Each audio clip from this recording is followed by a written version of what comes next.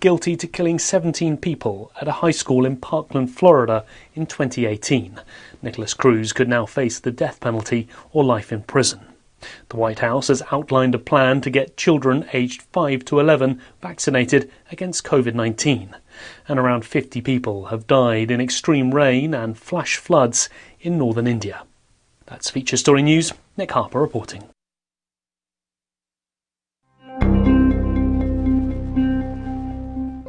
Mere days before his upcoming relocation to Denver, Colorado, 4-year Chicago resident Paul Marsden admitted today that he wished he had taken a little more time to truly loathe the city he has lived in for nearly half a decade. You know, I've been here for a couple years, but now that I'm finally leaving, I realize I never really got to hate this place.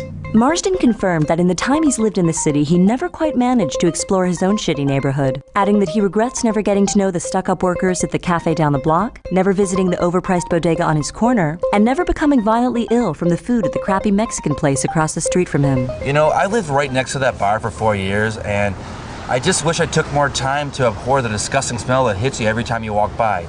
I'd always heard this place blows. Guess it's a shame I never got to hate it like I should. For more on this story, check this week's Onion Review. This is the Onion News Network.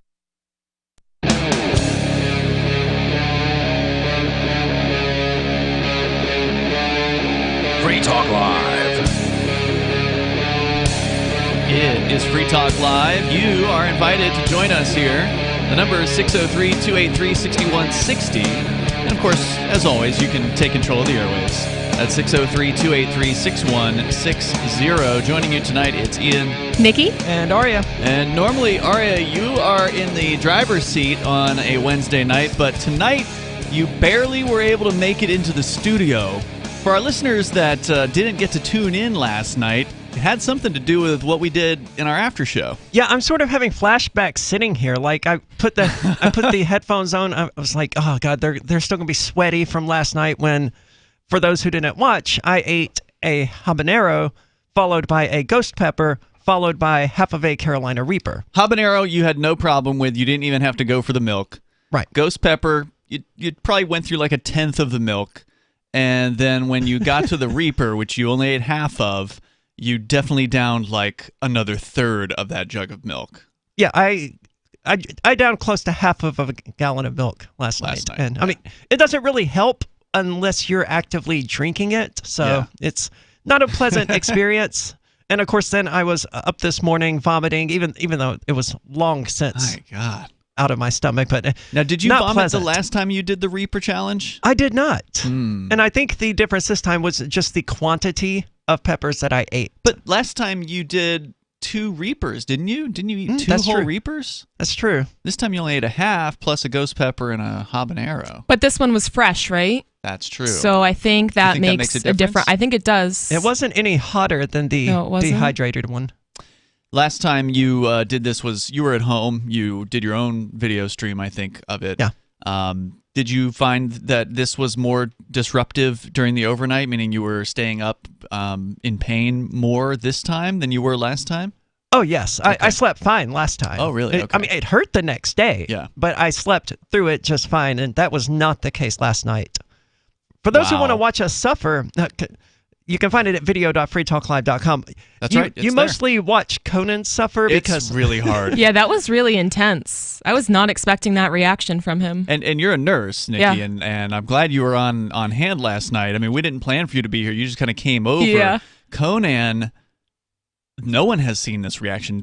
People were looking online to see if there was any other reaction like this. He was unable to open his hands. So he was like clenching his hands to some extent, although it wasn't a true clench because he could like touch his fingers with his like arm and move them. He just had no control over his fingers. Yeah, it was a weird nervous system reaction that I've never seen before. I mean, he could barely speak. At one point, I was like, is this guy having a stroke? Like, we literally did like a stroke test on him. He did sound like it. Yeah. He sounded like... I had a friend who isn't in the medical field suggest that he went into shock to protect the rest of his body. Yeah, that could be actually. And he also described it as that he was tripping, basically. He was on some sort of a very strange high. which was both painful and then he said later that the pain had subsided completely, but the symptoms that he was having were with him for like a half an hour, it seemed like, afterwards. So the pain went away, and then he was just like crippled for a short period of time. I tend to think his body just like shut off the pain receptors, however that works, because it was too intense. It was pretty wild. I'd never seen anything like that. Luckily, he got better. You say you've spoken with him today? I have. He's doing okay. He's doing better than I am. Better than you. Okay. Yeah.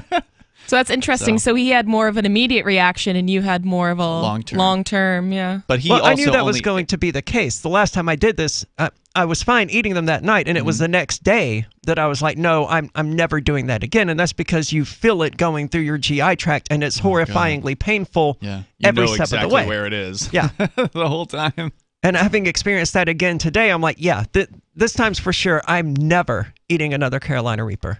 But that's what you said last time. Yeah, I know. Well, anyway, if you want to see it for yourself, head on over to video.freetalklive.com. It's the most recent show, unless you're listening to this later, and then it will be the one prior to this one. So check that out. There's all kinds of interesting stuff in the news. One of the stories we didn't get to last night about the Southwest Airlines pilots that have been successful in getting Southwest to change its policy about vaccination mandates. Plus, In-N-Out Burger refusing to enforce San Francisco's vaccine mandate as well, and they're speaking out about this, which is really cool. Their statement is awesome. Yeah, we'll share what they had to say here. Plus, the metaverse. What is it? Well, Facebook is pimping it, so you know it's probably bad news. But then on the other hand, Facebook is also being threatened by the government over their crypto, quote-unquote cryptocurrency, which I'm still not sure if it's actually a cryptocurrency or not. But we can talk about all of those things. Your calls and thoughts are certainly welcome. The number is 603-283-6160. But of course, I think the news that all three of us wanted to mention here tonight, and I mean, I don't know if there's a whole lot to say about it, but Bitcoin, once again, has hit a new all-time high. Yep, since last year, April 14th. No, this year, April 14th. Yep, and that was 64,000 something. It was 64,900, if according like to that. the research that I did, and today it almost hit 67, I think. Yep, yeah, it was close up there. Yeah, so 66, I think, is where it's floating at around right now. I'm still expecting to see 100,000 by the end of the year. I would be shocked if we don't see it. That's doable. Yeah, that is especially at this doable. rate. It's up something like 10% in the last week or the last month or something. I don't remember, because I can't just pull these up and monitor them. I have to go off secondhand information, but it's up significantly. Yeah, I can give it to you here. Actually up 60% in the last month. Yeah. 60. Wow, okay. Yeah, a month ago, it was down in the 40,000 range. Yeah. Wow. Low 40s. I think at one point, it was about there, and then I didn't check it for like a few weeks, and then I'm like, oh my gosh, it went up $15,000 since the last time I checked. Yeah, it's incredible. Yeah, it just jumps. So, stocks are also at an all-time high. Stocks are? Yes. Okay. Which I think is more evidence that Bitcoin isn't really going up right now. It's as the much weakening as, dollar. Yeah.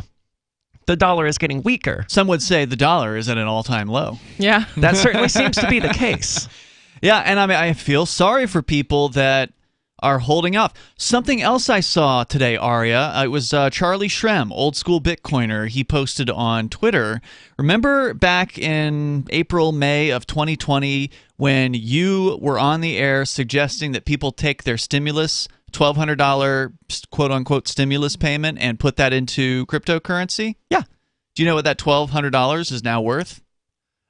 If you did it? If you put it all, guess? If you put it all into Bitcoin BTC? Go ahead, take a guess. $8,000. $12,000. Oh, wow. Well, hopefully 10x. Someone out there took that advice. Yeah, 10x in 1 year, like a year and 5 months. Pretty impressive. Yep. Pretty amazing. I mean, there's no other asset or class of things on the planet that matches Bitcoin in its value returns. Yeah, and, you know, Bitcoin, will it be on top forever? Probably not. At some point, I think there's going to be a Bitcoin killer. I don't know what it's going to be. We have no idea. It could be something that hasn't been invented yet, or it could be something that's sort of sitting down in the, like, you know, way down the ranks of cryptocurrencies in the 200, 300, 500 range that all of a sudden just blows up. I mean, I'm not saying this is it, but a good example of this is like, this isn't even really a cryptocurrency, but one of those things, it's a good example of a thing just blowing up. The Shiba Inu. I mean, have you heard about this? Dogecoin? No. No, there's a new one, right? Somebody came out with a weak-ass copycat of Doge a year ago, called it Shiba Inu. Okay. But it's just a token. So Dogecoin is its own cryptocurrency. So this is like an ERC-20 token? This is just another token. Okay. But they labeled it Shiba Inu, and they put a little Doge icon on it, and then 1 year later, the thing is going crazy. It's a top 13, like it broke into the top 10 last week. Crazy. Yeah, and it's just just another useless token. But because it's the meme, right? Yeah. Like, and once again, I'm just terrible at doing any kind of Bitcoin investing. I should have, when that thing came out, been like, oh, internet loves this thing, should just buy some. Somebody said if you put $1,000 into Shiba Inu a year ago, you'd have like $200 million. Wow.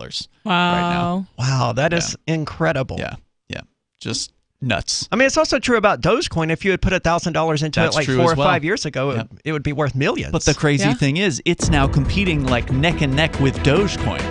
How's Doge doing these days? Last I heard it was like 22 cents or something. Like that. It's just floating around there. But this thing has risen up to like challenge Dogecoin at this point. And it's not even a real cryptocurrency. It's just a token. Somebody went to a token generator and said, blast me out of, 500 trillion of these things, because there's a ton of them. We're coming up here. You can join us, 603-283-6160. We'll talk about those companies pushing back against the mandate on the way. Are you tired of governments murdering people around the world? Stop using their money. There is an alternative. Bitcoin is a stateless free market non-political currency. Bitcoin cannot be inflated or controlled by any government. By using their money, you are helping the state. Stop doing it. You have an incredible alternative available now. Learn it, use it, spread it. Get started with Bitcoin at bitcoin.com. That's bitcoin.com.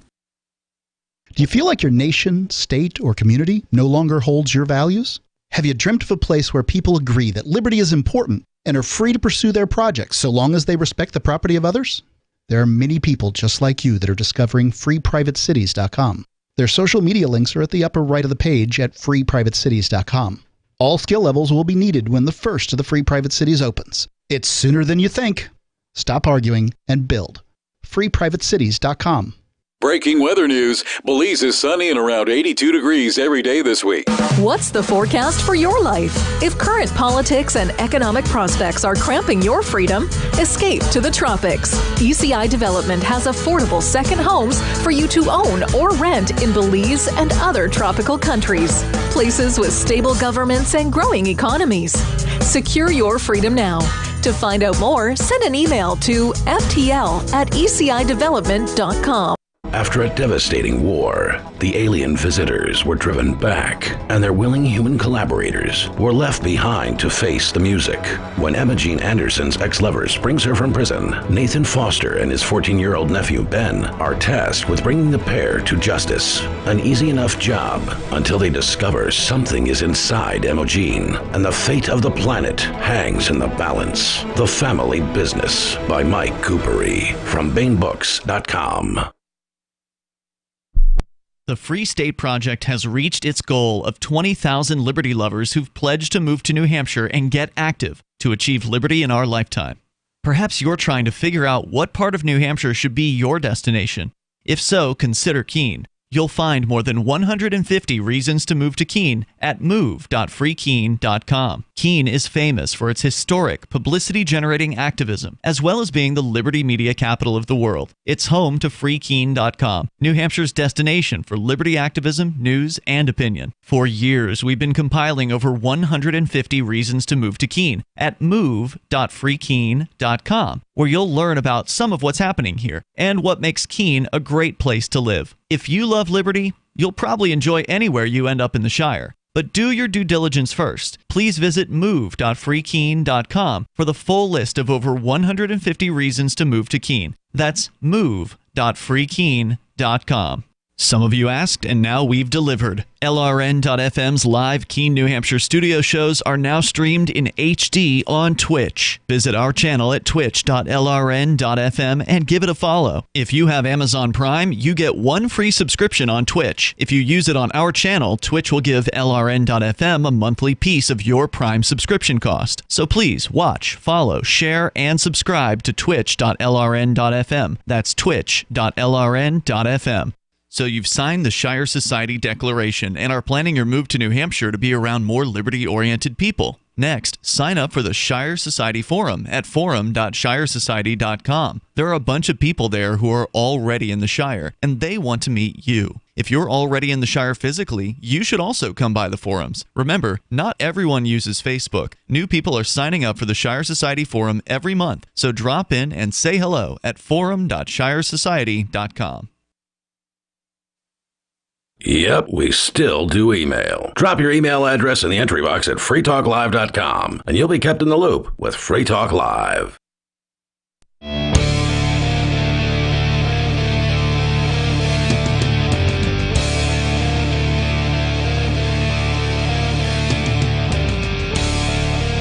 It is Free Talk Live. And as always, you're invited if you want to join us here. The number is 603-283-6160. That's 603-283-6160. And with you in the studio tonight, it's Ian, Nikki, and Arya. Hey, you don't want to forget about Bitcoin.com. If you are seeing this craziness about Bitcoin right now with the price up to $66,000 as we speak, a record high reached today, close to around 67. So it is for everyone who purchased some amount of Bitcoin prior to today and held on to it, you're up. Yep, that's just a fact at this point. So if you didn't panic sell during one of the many drops, because Bitcoin goes up and Bitcoin goes down, if you didn't panic sell, you're ahead. Better to panic buy. Congratulations. On being ahead if you did that. So, but go to Bitcoin.com. If you're brand new, if you're listening to this and you're saying, all right, I put this off long enough, I need to learn about Bitcoin, get over to Bitcoin.com, click Get Started at the top of the page, and that will take you to some videos. You can watch the first one there. I think it's going to be 3 minutes of your time. That'll give you the basics about what is it that makes this different? What is it that makes Bitcoin and Bitcoin Cash, because they focus on those two, because there's thousands of cryptocurrencies out there, and it can be super overwhelming. But keep it simple. Just what are the basics of this technology? What do you need to know that makes it different from everything that has come before? And that is what you will learn when you go to Bitcoin.com and click Get Started at the top of the page. Plus, if you're not brand new to crypto, anyway, get the latest news headlines and information about the world of cryptocurrency, go to news.bitcoin.com. That's news.bitcoin.com. So we were discussing just sort of generally the amazing success of Bitcoin, and right now, in fact, let's see what the current, because there's some interesting statistics out there, and one of them is the market cap, of Bitcoin. So what that means is there's currently, I think, like 19 million Bitcoin in existence. There's going to be a maximum of 21 million down the line. Right now, 18.8 and change million Bitcoin. You take that number and you multiply it by the current price, and you get the market cap, the total value of all of the Bitcoin in circulation, allegedly in circulation. Some of it's lost forever, but we don't know how much that is. And it's currently over $1.2 trillion. Wow. Yeah. It crossed the 1 trillion mark a little while back. I saw somebody post today online that apparently if Bitcoin, or when, I guess, Bitcoin crosses like in the early 70,000 range, I don't remember if it was like 73 or 75,000, but like once Bitcoin gets through $75,000, Bitcoin's market cap will have exceeded the market cap of silver. Nice. Wow. That's pretty big. In fact, Bitcoin's market cap also, I believe, if it's not Bitcoin, it might be all of crypto, but I'll have to double check this. I think it's just Bitcoin. It is, I believe, now the 13th largest money on the planet. Like if you look at all the government monies out there, I think it just like exceeded Sweden as far as the krona or whatever it is that they've got over there, the value, the market cap of that government money. And so when you compare it to the other governments on the planet, it is like ranked at number 13 right now. So there's more money in Bitcoin than there is in Sweden? That's correct. Nice. I wonder where the USD ranks. I'm going to guess that's number 1, but I'll have to pull up. I'll see if we can find the list. I don't remember who it was that shared that one, but just some fascinating, little tidbits out there about this this amazing thing that, honestly, Bitcoin itself, it's not the most useful of cryptocurrencies. It's sort of turned into like a digital gold where people want to get it and hoard it and not really do anything with it because of the crazy fees that you have to pay. Although right now they're not as crazy as they have been, although you're still probably going to pay like $1 or something like that for a Bitcoin transaction, which is That's not bad. To me, it's $1 too much. I mean, you should be paying like a cent or 2 cents or something like that to move cryptocurrency around. So I mean, that tells you how broken Bitcoin is. That the transaction fee is $1, and I'm like, oh, that's not that bad. Yeah, but I've also seen transaction fees of like $20, $30 and stuff like that. Me too. Yeah. It's been a while, but that will likely come back as the insanity ramps up again as more and more people start to jump on the train. Because as we've seen in the summer, or not the summer, but in the fall and winter of 2013, and then again in 2017, and then again last year, we've seen these run-ups at the very end of the year. So, and we can't predict the future. There's no guarantee that the same thing's going to happen in 2021. But if it's anything like the last few run-ups, that's why you said, Ari, you're thinking 100,000 by the end of the year. If it holds true to what it has done, then that's very realistic, I think. I hope so. And then we can get rid of the laser eyes. Yeah. From social media. I know. So you can bring up what you want here. The number is 603-283-6160. There's always a bunch of stuff in the news about cryptocurrency. In fact, we talked about this plan by Facebook to launch a cryptocurrency. You guys remember a couple of years ago, I think it was like 2019. Well, they're launching a digital currency. That's about all we know. Yeah, it's changed form in a few different ways since they first announced it. Originally, it was going to be like this consortium of different corporations that was going to come together to still make it quote-unquote decentralized, but it was still run by a bunch of corporate entities. So, like, whether or not it's actually cryptographically secure and decentralized, I don't really know what the current structure of it is.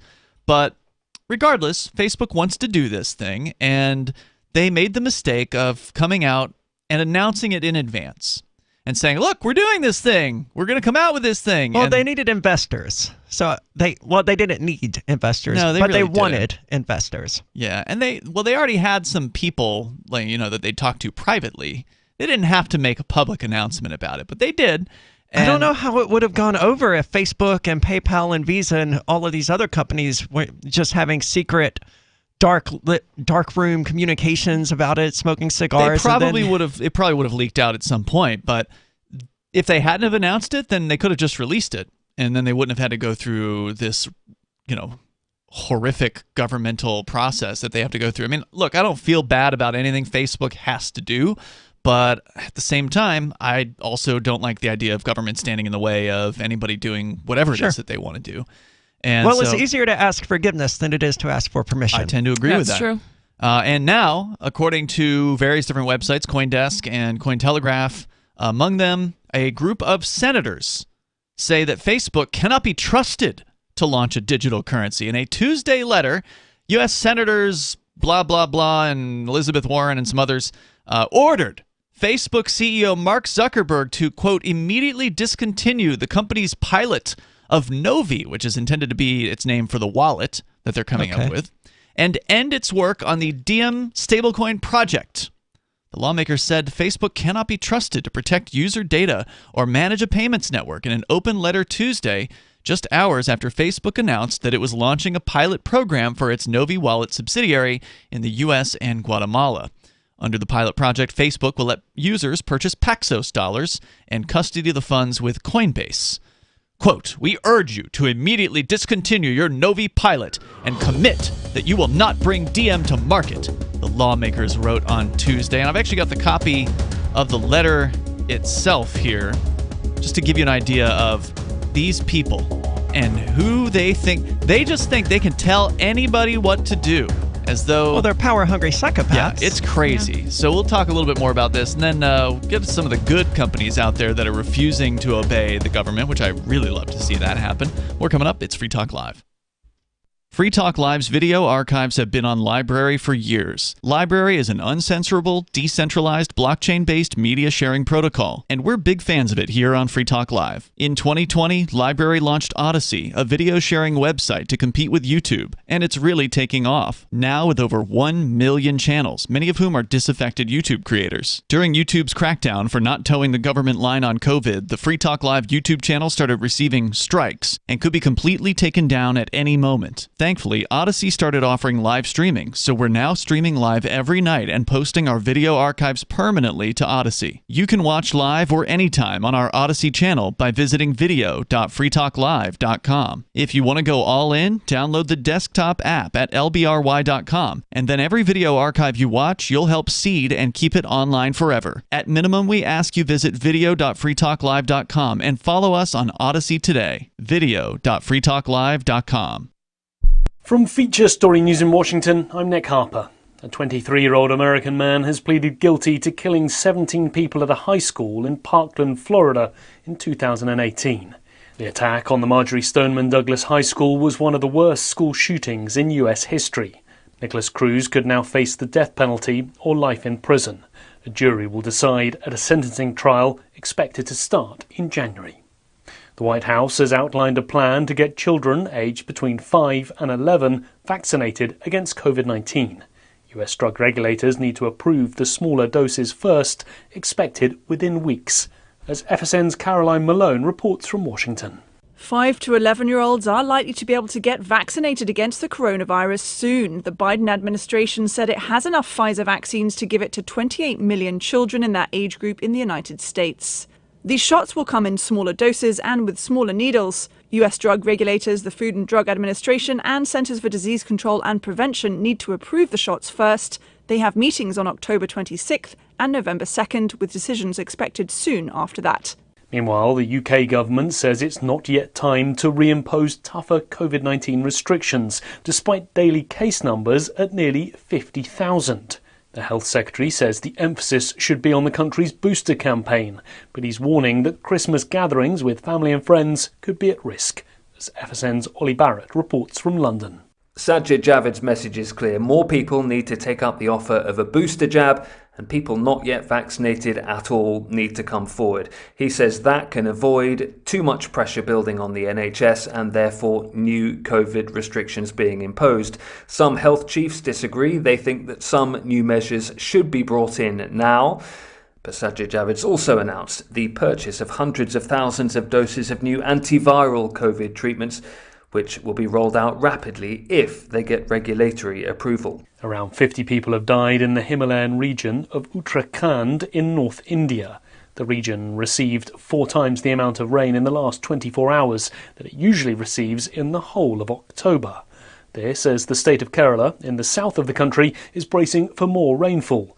24 people have died there because of floods in the region this week, as FSN's Neha Punya reports. The devastation in Uttarakhand is widespread and the region will take a long time to recover, the state's chief minister has said. Record-breaking rainfall in the last 2 days has led to landslides that washed away roads, destroyed bridges and damaged thousands of homes. Many regions are now entirely cut off and officials are having to use boats and helicopters for rescue and relief measures. Rescue efforts are expected to pick up pace soon, with the state likely to stay dry for the rest of the week. From bureaus worldwide, this is FSN. Got Telegram? You can follow our channel there and discuss show prep with other listeners at telegram.freetalklive.com.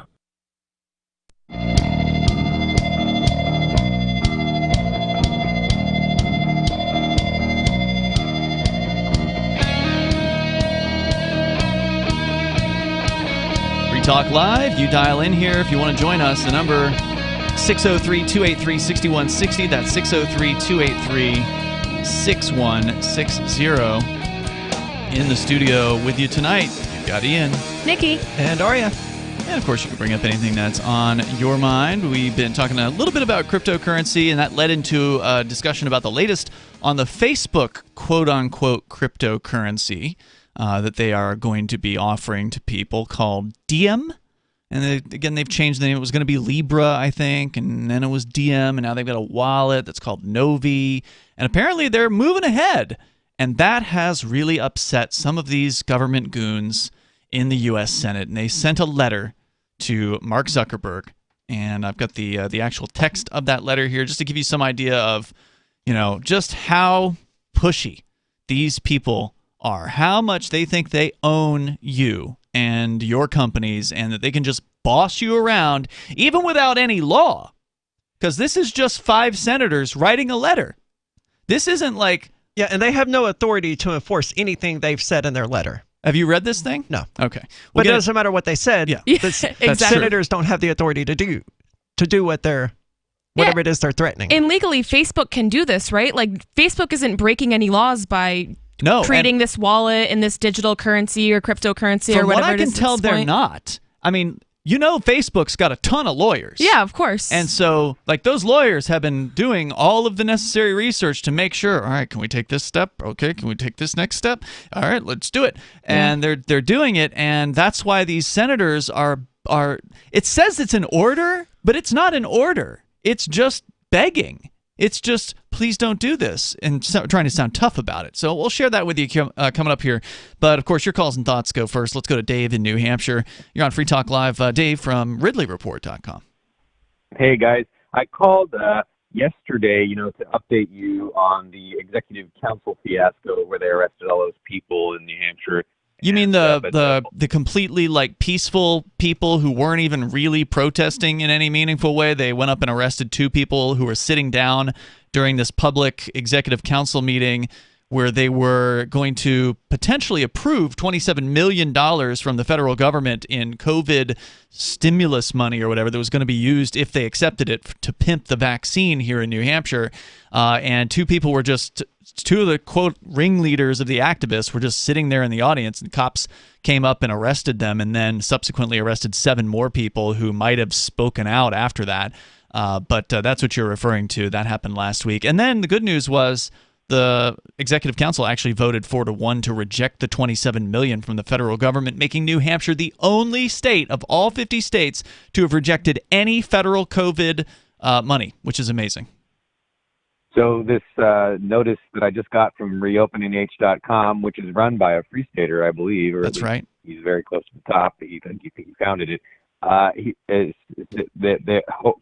should back up a little bit. The news yesterday, of course, was that they were going to try, this governor was going to try an end run, and the bureaucracies were going to try to go through a fiscal committee, instead of the executive council initially, and then the fiscal committee would take it back to the executive council to try to get another vote. I think that's my understanding of what the new threat was, of them taking this money. But it would still have to go through the same executive council, who I presume would realize that they're being asked to take on the same $27 million, and hopefully they would do the same thing, because I don't think these activists are going to let up. I don't think, if they hear that there's going to be another try on this $27 million, another few hundred activists are going to show up to that next meeting and remind these executive counselors that they're not going away. So I don't think this would get through a second time, but what did you hear? So that was the threat yesterday. Reopen asked people to flood the committee with emails. They did. I even sent emails to the whole committee. I got a response too. But apparently they've already backed down. The bureaucracy that was going to push it through has already withdrawn the request for the committee. And so they have another victory. I was shocked they were able to achieve that so fast. That's awesome. They've got a good organization there at Reopen NH, and it's all been created within the last year or so. So kudos to them. The important thing, I should probably read this. They said that this money would have funded 13 new agents dedicated to promoting the vaccine to people who don't want it. So you just imagine these 13 agents wandering the streets of New Hampshire, stopping people or going to people's doors, or and there are other problems with this money, but really, ultimately, no money should be accepted by any state from the federal government, because it's all stolen property. No doubt about it. Dave, anything else you want to share? No federal money, I guess I should say. Anything else, Not at Dave? all. Thanks, man. Appreciate the call tonight. That's Dave Ridley from RidleyReport.com. Let's go to Major Payne, calling from Michigan. You're on Free Talk Live. Major Payne. Hey, peace, people. Hey. Yeah, you've intrigued me with your edits tonight. I'm My what? kind of thinking about. Well, I'm thinking about the crypto cat busting the silver wall. Yeah. And but I want to give kudos first off to New Hampshire for not taking any government money. I have never sucked on the 18, 16 teats that the government pig seems to throw in your face, but that's a whole other story for another day.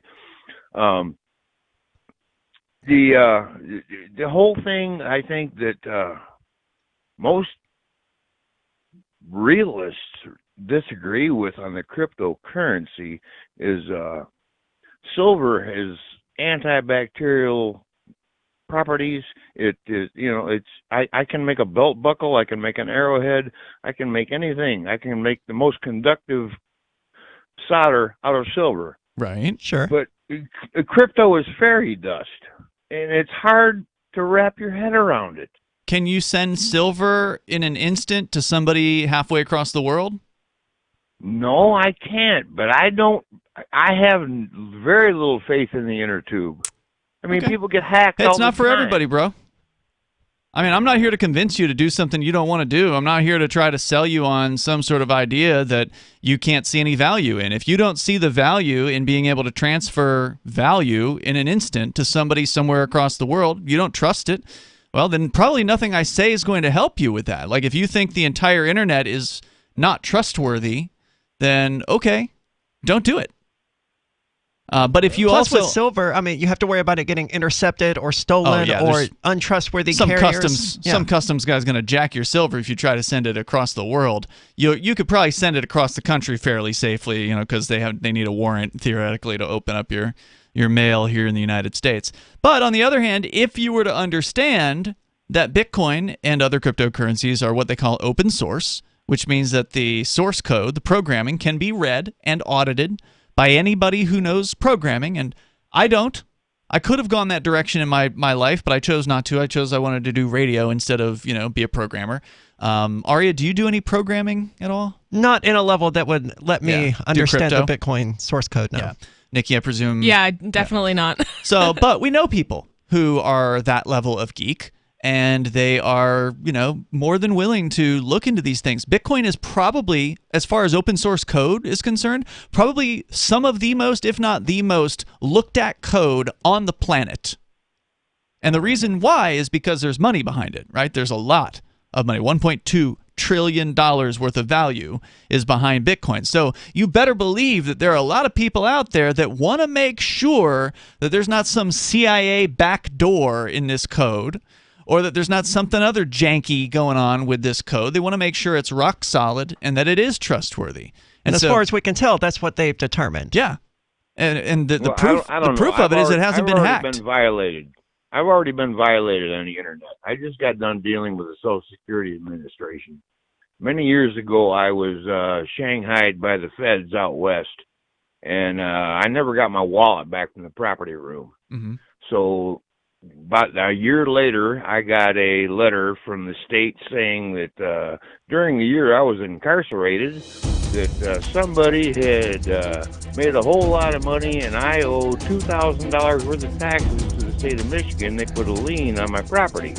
Oof. Okay, so I work under the table most of the time. Yeah, I don't blame you for that. Well, in that case, you might want to look into something called Monero, which is what they call a privacy coin, which is untraceable internet money.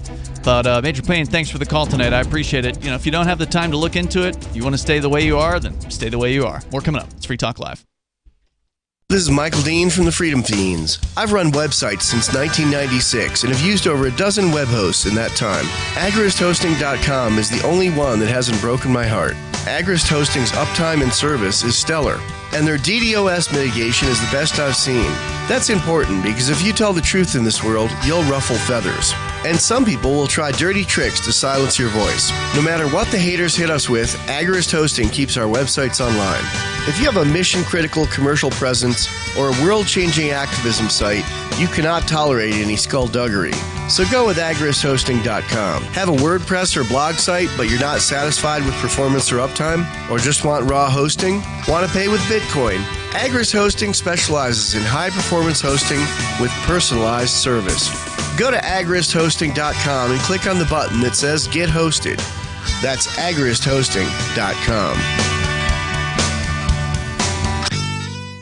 The new 4th edition of Healing Our World, The Compassion of Libertarianism, will take your understanding of liberty to a deeper level and has over 1,300 updated references, new cartoons, and a foreword by Dr. Ron Paul. With discounts for multiple book purchases, the 4th edition of Healing Our World is a great gift for the liberals, pragmatists, environmentalists, and Christians in your life who think libertarianism is cold-hearted. Get yours today at healing.freetalklive.com and use promo code FTL for a $5 discount. If you want to know the latest about Free Talk Live before we go on the air, all you need to decide is how you want it delivered. It's your choice. Visit news.freetalklive.com to receive our usually weekly news updates by email. Plus, we have a Twitter account at twitter.freetalklive.com, and you can follow us on the decentralized Mastodon platform at toot.freetalklive.com. So please follow us at toot.freetalklive.com and sign up for our emails at news.freetalklive.com.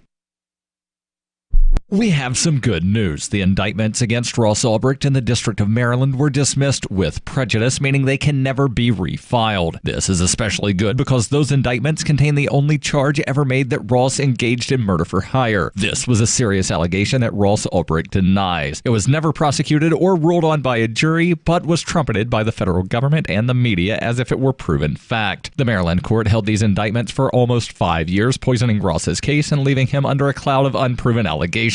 As explained in Ross's appeal to the Supreme Court, the fact that the judge used these allegations to give Ross a draconian sentence of double life without parole violated his Sixth Amendment right to a jury trial. Judges are required to issue sentences based on convictions decided by a jury, not unproven allegations never even charged at trial. Although this is a positive development, the dropped indictment will not set Ross free. Now, a presidential pardon is Ross's only hope of freedom. Sign the petition at freeross.org. freeross.org.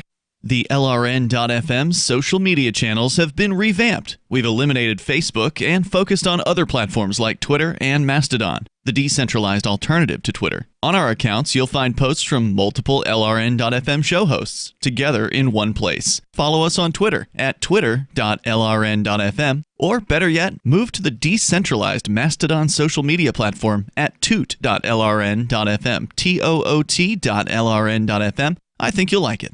My name is Jacob Hornberger. I'm president of the Future of Freedom Foundation, which Congressman Ron Paul awarded for having an outstanding freedom website. Write us at fff@fff.org, and we'll send you a free 3-month subscription to our monthly journal of libertarian essays and our booklet, Economic Liberty in the Constitution, which George Mason University economics professor Walter Williams praised in a recent column.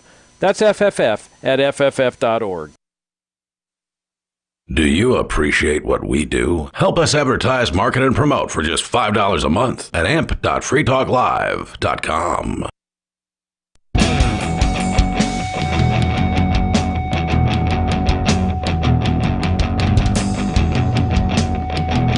This is Free Talk Live. You're invited if you want to join us here. You take control of the airwaves. The number is 603-283-6160. That's 603-283-6160.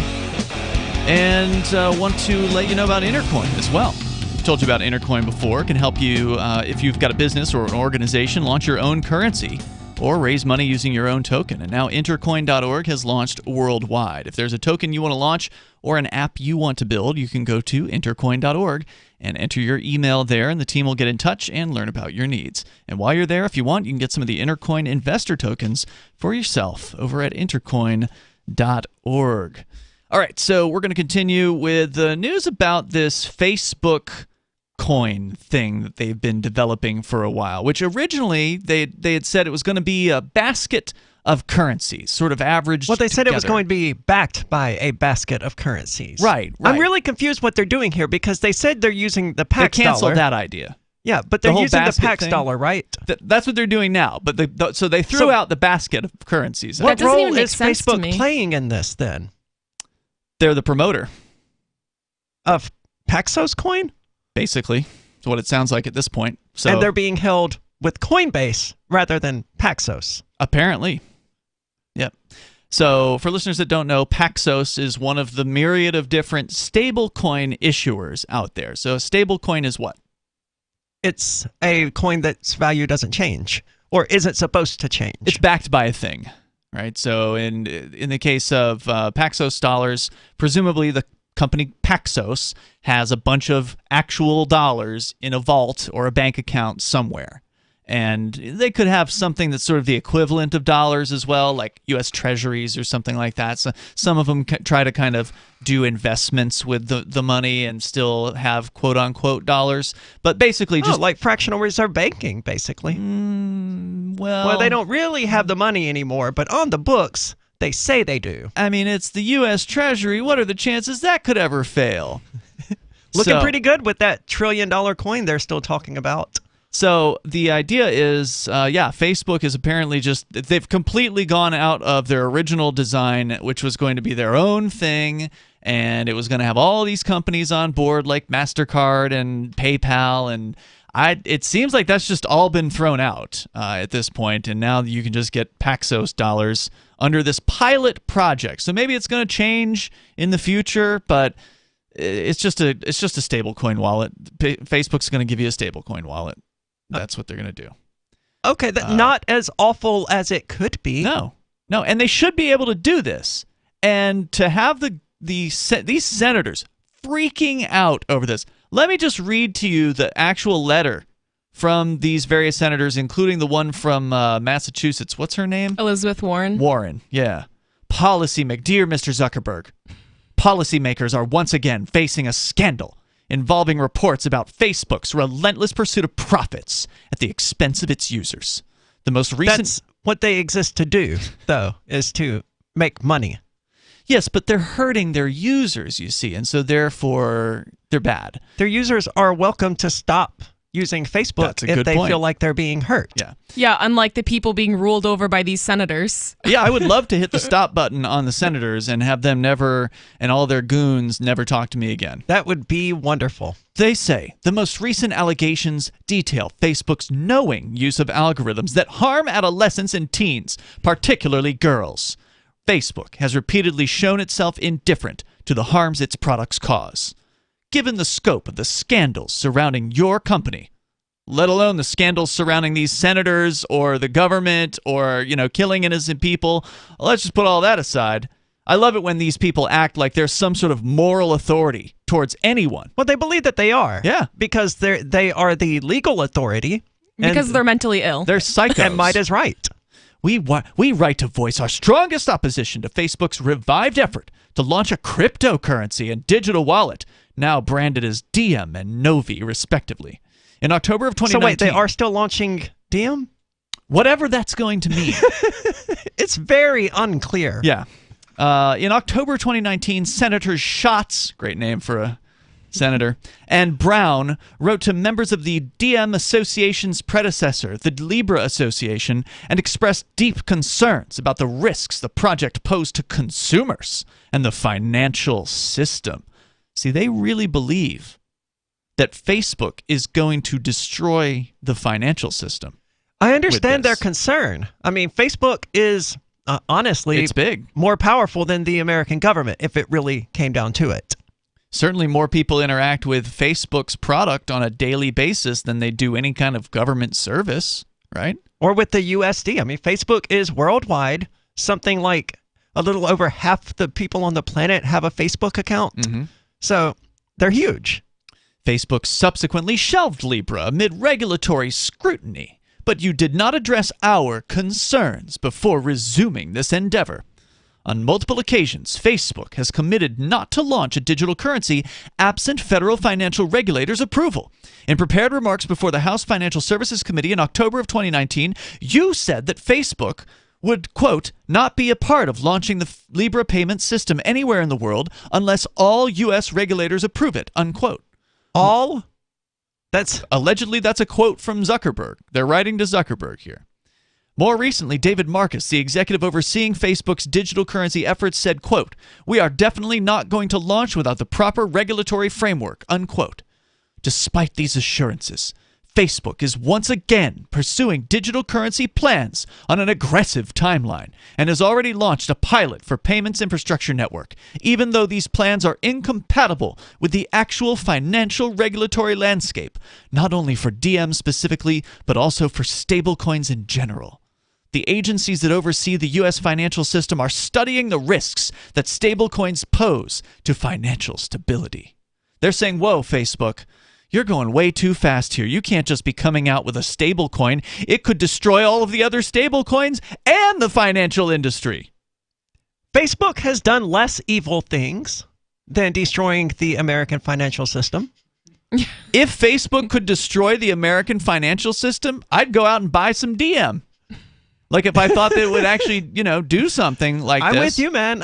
I can't now, but I was initially planning on buying some because why the hell not? Good point. It's probably a cryptocurrency, so my bail conditions would prohibit me from doing that.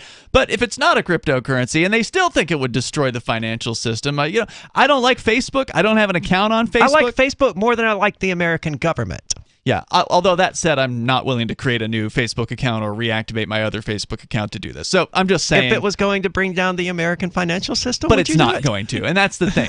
These people believe that it could, and I find that particularly amusing because all Facebook is proposing is to just have another stablecoin. They're just proposing to do the whole basket of currency thing is off the table. They said they wouldn't do that. Now maybe they'll change their minds and decide they're going to do it again. But as of the last I've heard, DM is just supposed to be Facebook stablecoin based on the dollar. So how is this going to hurt the financial system? I just don't understand. Why do they think? Well, because people would trade in DM via Facebook and Facebook Messenger, which more than half the planet uses, rather than trading in USD or PayPal or Cash App or any of these others, because imagine how simple it would be to just open Facebook Messenger, to click your friend's name, and immediately send them money. Right, without having to put in a bank card or something like that. It would be extraordinarily easy, and it would be a game changer. As evil as Facebook is, that level of technology would crush the competition. I don't know if it would crush the competition, but yeah, I mean, it would definitely be a new competitor, and it would make it easy for Facebook users. Because I remember they were coming out with the Facebook payments thing. They still have that. Right around the time. Yeah, it was right around the time I was leaving, I think, Facebook in 2018 or whatever. So I've seen people sign up for it. I've seen the process, and like you have to have a card, right? Like a debit card from a bank, and you got to go through those, jump through some hoops, and so this would change that, but.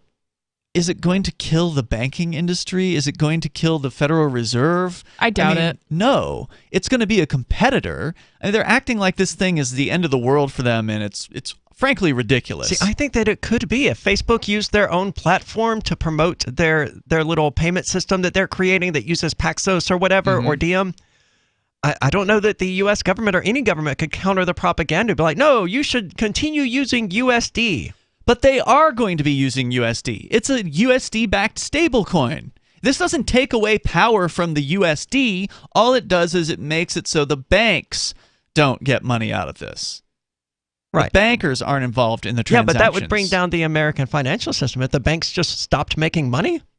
Well, the banks have a lot of problems to deal with anyway. True. But and this is going to be a burden, but I don't think it's going to be as big as they think it is. But I want to go on because they've got some specific complaints against Facebook. It's actually a relatively short letter considering it's from politicians, so they're relatively short-winded in this particular case. We'll share some of their other complaints here, what they think is going to happen with this Facebook currency. And if you want to weigh in, you're welcome to join us here. 603-283-6160. It's Free Talk Live.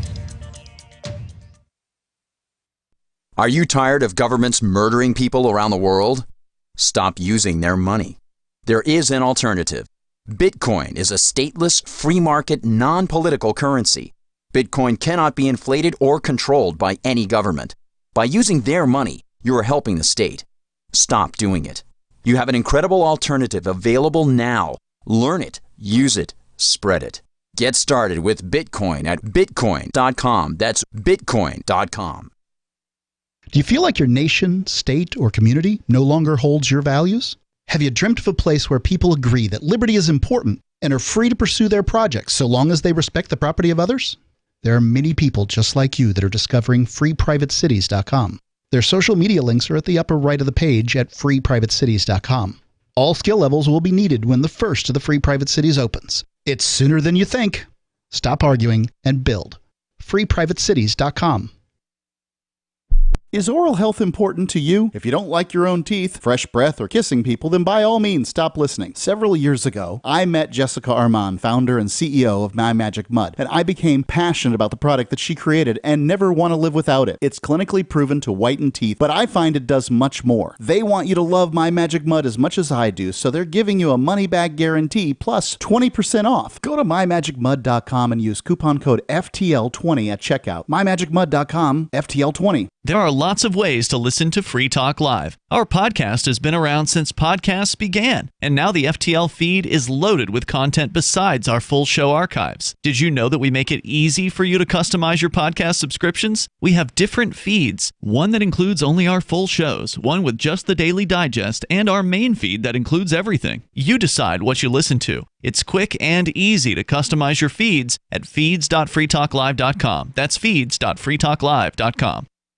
You're listening to the live edition of Free Talk Live. Hour number 2 is next, after the news, here on the Liberty Radio Network at LRN.FM. From Feature Story News in Washington, I'm Nick Harper. A 23-year-old American man has pleaded guilty to killing 17 people at a high school in Parkland, Florida in 2018. The attack on the Marjorie Stoneman Douglas High School was one of the worst school shootings in U.S. history. Nicholas Cruz could now face the death penalty or life in prison. A jury will decide at a sentencing trial expected to start in January.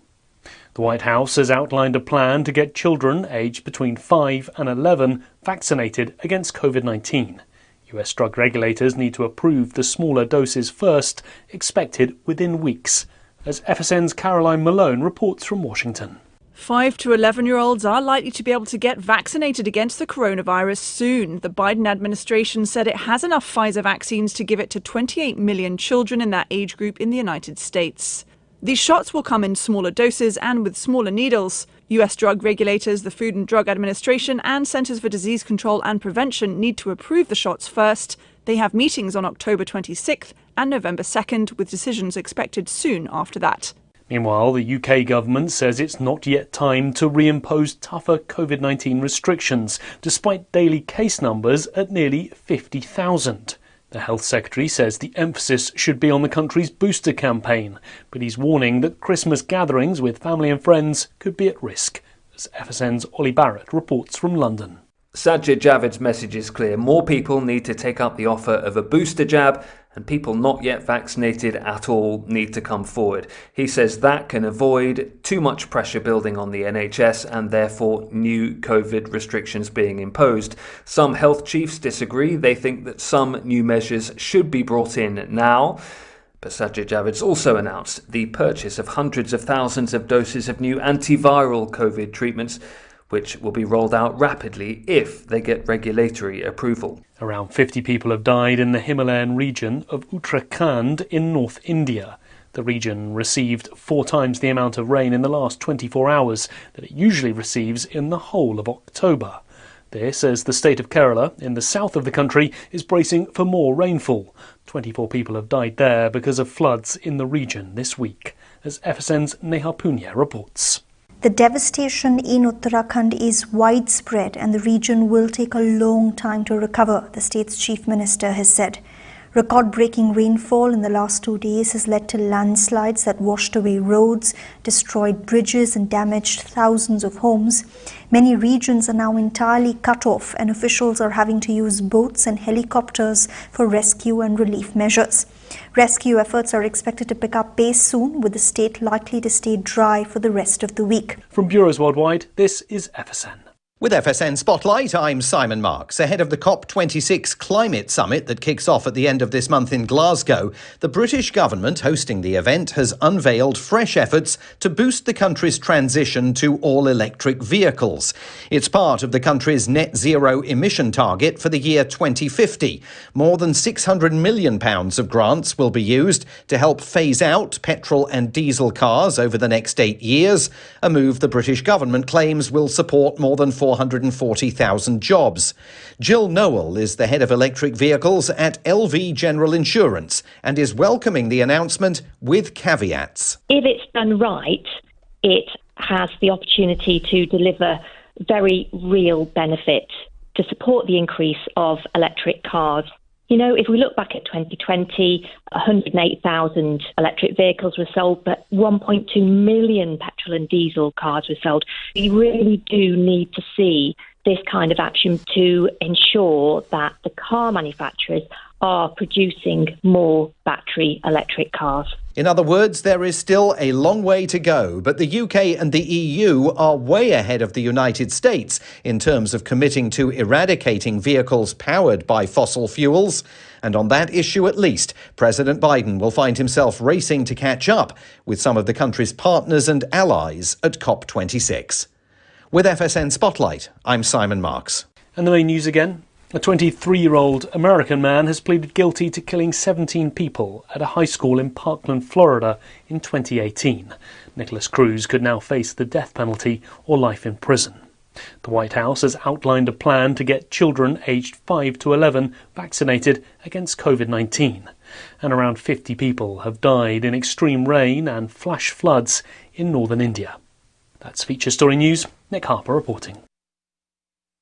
A Japanese-American internment facility was still in operation in the mountains of Northern California. The facility should have been closed in 1945 and its 6,000 residents released, but unfortunately the camp was overlooked until this week. I am happy to announce, however, that the remaining 118 detainees have now been fully exonerated of suspicion of spying for General Tojo, and they have been freed. Next item of business. The President will be meeting with the Australian Prime Minister, Kevin Rudd. Yes, Denise? Huge oversight. How could this have happened? Well, Denise, it looks like the camp just somehow slipped through the cracks. The end of the Second World War was a hectic time in America, and it's only natural that we let a couple of things slip in our excitement over defeating the Nazis. Who's going to be held responsible for this? Congressional investigation? No, there won't. In fact, the War Relocation Authority was responsible for the decommissioning of the internment facilities, but that organization ceased to exist in 1946, so no. This is the Onion News Network.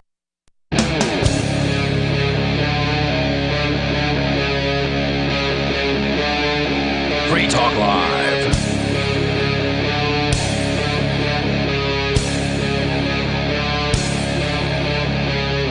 It's Free Talk Live. You're welcome to join us here. The number is 603-283-6160. That's 603-283-6160. We're talking about the Facebook coin thing that's now called Diem, but it was previously known as Libra.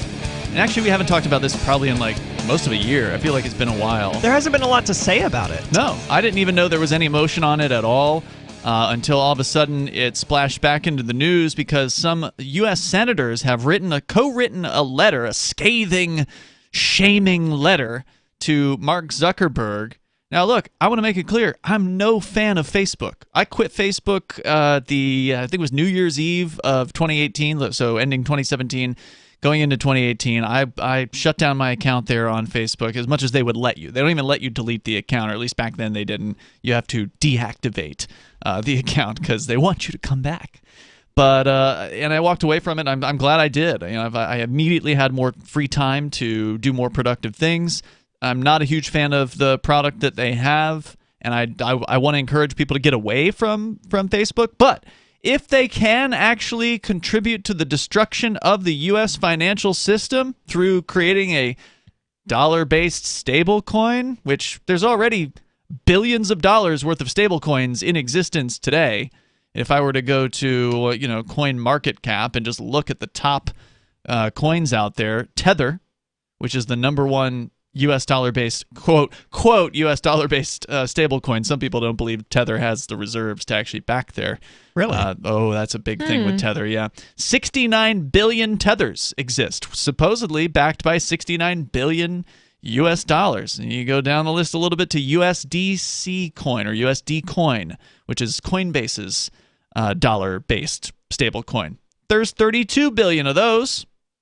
And you can just keep going down the list. You had to Binance Dollar to it, which is the number one exchange in the world. 13 billion Binance Dollar. So there's now, I believe, over $100 billion worth of stable coins in existence. Oh, at least. Now, I don't know how many, Facebook is planning on minting into existence. Depends on how much money they have. Yeah, that's true. So, but that's what they're talking about here. These senators have written a scathing, shaming letter to Mark Zuckerberg to basically try to convince him to stop at this point. They haven't really provided any reason yet, any law that he's breaking. No. They just said, we don't want you to do this. Yeah, and the weird thing is the media in both Cointelegraph and CoinDesk, which are two of the major cryptocurrency media sources, they're both reporting on this as though they've been ordered to stop. And this isn't an order. This is just a letter. The Senate doesn't have the authority to tell people they can't do something. They can pass a law that says they can't. Which they have not done. But individual senators can't just say, no, you can't do that. So let me go on here with what they're saying. So, Arya, they're saying here that it is a threat to the financial landscape. They say that they're considering how to address these risks to the U.S. financial system and the risks that stablecoins pose to financial stability. And they want to clarify regulation and supervision of these products. As Federal Reserve Chair Powell said of stablecoins at a July 2021 Senate banking hearing, quote, they're like money funds, they're like bank deposits, and they're growing incredibly fast, but without appropriate regulation, he said. Acting comptroller of the currency... Because of the lack of regulation is why they're growing so quickly. Yeah, exactly. Yep. And the good news is regulation comes real slow. It does. And government moves real slow. And they by the time the government has figured out how to regulate stablecoins, there will be decentralized stablecoins that will not be subject to the regulation. In fact, these already exist. One of them is called DAI, spelled D-A-I, and another one is called UST on the Terra system, which they're both very interesting. I can't begin to explain to you how they work. It's one of those things where you got to like watch an introductory video and that'll kind of give you a basic overview of how these things work. But there is no central store of dollars with either of those two. So there's nothing the government can do about it. That's right. There's no bank account they can go raid. And there's, where the corporation's located, I suspect if they're smart, they didn't put it in the United States. So they're going to have a real problem dealing with sort of decentralized finance versions of stablecoins, which are the next step. Which one of them will end up being, and I think there's more than those two. I just don't know offhand, there are. What they are. There's different approaches to doing this out there. But anyway, so she goes on, or they go on. They say, the acting comptroller of the currency, Hsu, I guess that's the person's last name, recently likened stablecoins to the wholesale funding markets whose collapse precipitated the 2008 financial crisis. Quote, in terms of known knowns, a run on a large stablecoin could be highly destabilizing. Huh? Not if they have the money to back their stable coin. It's just so clear that they have no clue how these things work. Well, I think Arya is onto something. If they are lying, if the stablecoin maker is BSing and saying that they have $60 billion, dollars in a vault, but they've only got $20 billion, and then somebody calls in an order on 30 billion of them and says, I want my dollars, and then they can't provide it. That's the only way a run on these things could happen. That would be a problem. But it would only be a problem for that one guy or whoever the people are that are trying to make the claim on those coins and the corporation. The rest of us will not be affected by that. If you don't have those stable coins, if you're not holding those stable coins... Well, I think it would destroy the value of your stable coin. It would destroy that stable coin. Yeah. But if you don't hold that stable coin, you will not be affected by this. Correct. So, going on, Mr. Marcus has cited Facebook's success in securing, quote, licenses or approvals for Novi, which is their wallet, in nearly every state, and concluded that Novi is ready to come to market. To be clear, your ability to secure state-issued money transmitter licenses is not equivalent to obtaining the blessing of all U.S. regulators, as you said in your testimony 2 years ago. In addition to the risks... So Facebook got a license to do this in all 50 states? Most of them. Okay. And the U.S. government, the senators are like, we don't care that these states have authorized you to do this. We're more powerful. We're more important, us 5 people. That's actually what they believe, yeah. They believe the U.S. government is more important than all of the states and that the federal law But overrides. not just the U.S. government, them personally. These 5 individuals think that despite these some number of states saying, okay, yeah, that's fine, that these 5 individuals, these 5 normal people, have the authority to say, no, you can't do that. That's what they want Zuckerberg to believe, at least. Whether he will actually take this seriously, I hope he doesn't, but 2 more paragraphs. In addition to the risks, products like DM pose to financial stability, you have not offered a satisfactory explanation for how DM will prevent illicit financial flows and other criminal activity. Neither have they with the USD. Oh, that's absolutely true. I mean, cash is completely untraceable. And it's used in plenty of illicit activity. Sure. Why does Facebook have to solve a problem that they can't? Well, but remember, this is all about how they're perfect and Facebook is the problem. So you have to ignore all of the bad things that the federal government does. I have a hard time doing that. And pretend like these people are angels. And that's the way they are acting, and it's ridiculous. But here's the thing. We had pointed out that the DM, or whatever they're going to call it, the Facebook coin, is going to bypass the banks. And that's ultimately, I think one of you were saying it off the air, that's what they're doing here. Like, the banks wrote this letter, right? Was that you that was saying that? So the banks are the ones who are threatened by this. Sure. Because right now, when you send somebody money over the little Facebook money symbol thing on their Facebook Messenger service, you're going through the banking system because you have to put in a credit or a debit card number, and that means that every transaction that you make is actually an ACH transfer, which stands for Automated Clearinghouse, and that is run by the banks, the Federal Reserve. The bankers are the members of the Federal Reserve System. The Federal Reserve is the ACH and wire transfer system. So whenever you send a wire transfer to somebody, or whenever you send a Facebook money or some other form of money transfer between bank accounts, that's going through the Federal Reserve. That's why it doesn't work on the weekends.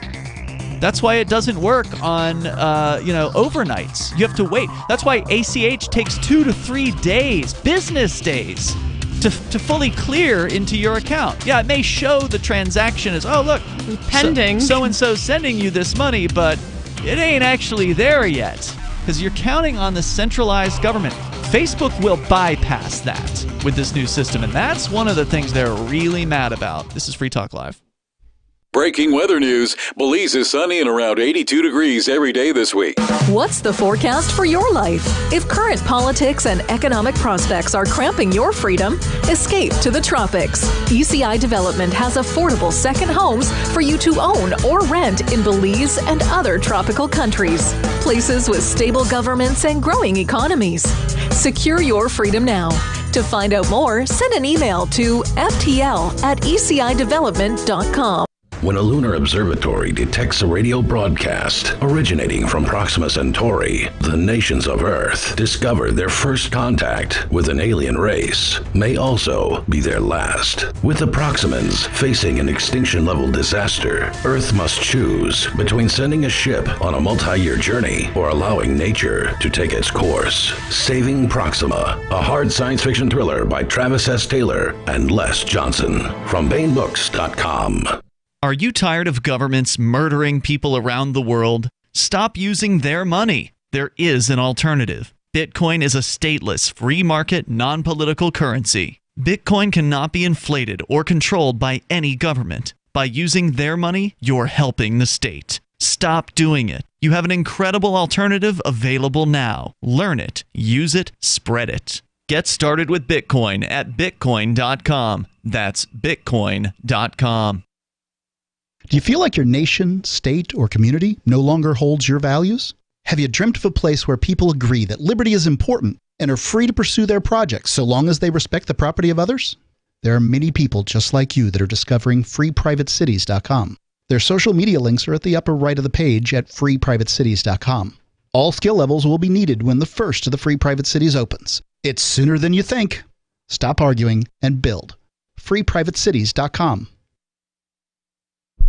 Join liberty-minded voluntarists, anarchists, and libertarians from June 27th through July 3rd for the 6th annual Fork Fest at Rogers Campground in the beautiful White Mountains of New Hampshire. Fork Fest is a fork of the Porcupine Freedom Festival, which sold out for the first time in 2021. Fork Fest takes place the week after Pork Fest, but Fork Fest is decentralized, which means that there's no ticket cost and no one is in charge. All you have to do to join the fun is reserve your camping site, RV site, or motel room with Rogers Campground for June 27th through July 3rd. There's no better place to celebrate Independence Day than around other freedom-loving activists in the Shire. You can find out more at the unofficial website, forkfest.party.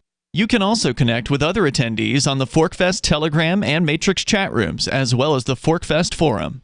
You can find links to those at forkfest.party. We hope to see you there. Forkfest.party. What if you want to hear the latest episode of Free Talk Live, but all you have is your phone, you forgot to download our archive, and you have no data connection? You can call our Listen line at 641-793-0191. That's a long-distance number, so you may incur charges. If not, listen as long as you want. 641-793-0191. The Free Talk Live Listen line, 641-793-0191. There are basically two types of advertising, direct response and branding. Radio's great for direct response with its low cost to listener ratio, but audio can't be beat for branding, which is a longer-term endeavor. You want to be the first thing that someone thinks of when they think about your product or service. If you have a local business that you want kept top of mind in your community, call the station. If you need national reach, Free Talk Live's got around 200 radio stations, millions of monthly listening sessions, can suit all budgets, and if we don't think we're right for you, we'll tell you. Email me, mark@freetalklive.com. Our Matrix server is about as free as internet chat can be. Join the existing rooms or create your own at chat.freetalklive.com.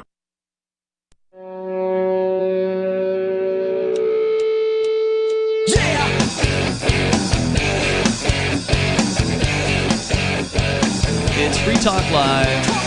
You can join us here. The number is 603-283-6160 if you want to weigh in on this Facebook coin, or the DM, as they're calling it. Although it sounds like they're just sort of like in an introductory testing phase. Right now, apparently the plan is that they're going to allow users, and I don't know if they're going to just open this up to all their users at once, or if it'll just be, a select group of users. I don't know what their plan is exactly, but they're apparently close to starting this thing to get what's called the Paxos Dollar.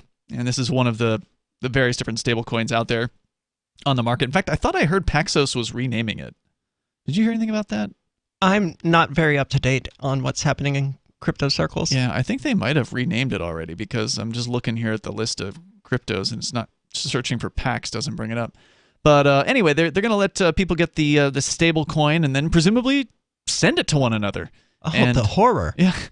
And the senators are acting as though this is a huge threat to the financial system, and that we got to be concerned about illicit financial flows and other criminal activity. They say you haven't offered a satisfactory explanation. This is a letter from 5 senators written to Mark Zuckerberg.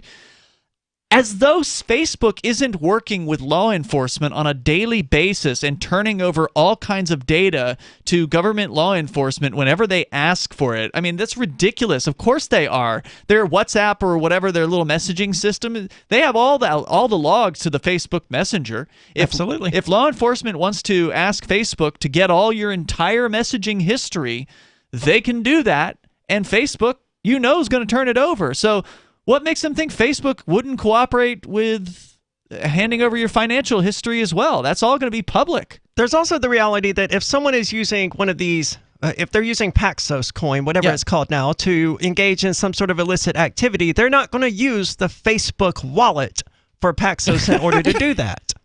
That would be stupid. And I mean, there are a lot of stupid criminals out there, but you would almost have to go out of your way to use the Facebook wallet in those cases. Okay, they rebranded it to USDP. So it used to be called Pax, P-A-X. Now it's USDP. So that explains why I couldn't find it with Paxos here. But let me go back to the last bit of their message to Mr. Zuckerberg. The Intergovernmental Financial Action Task Force warned in a report to the G20 finance ministers that stablecoins, quote, propensity for mass adoption, meaning they think people are going to be interested in stablecoins, makes them more vulnerable to be used by criminals and terrorists to launder their proceeds of crime and finance their terrorist activities, unquote.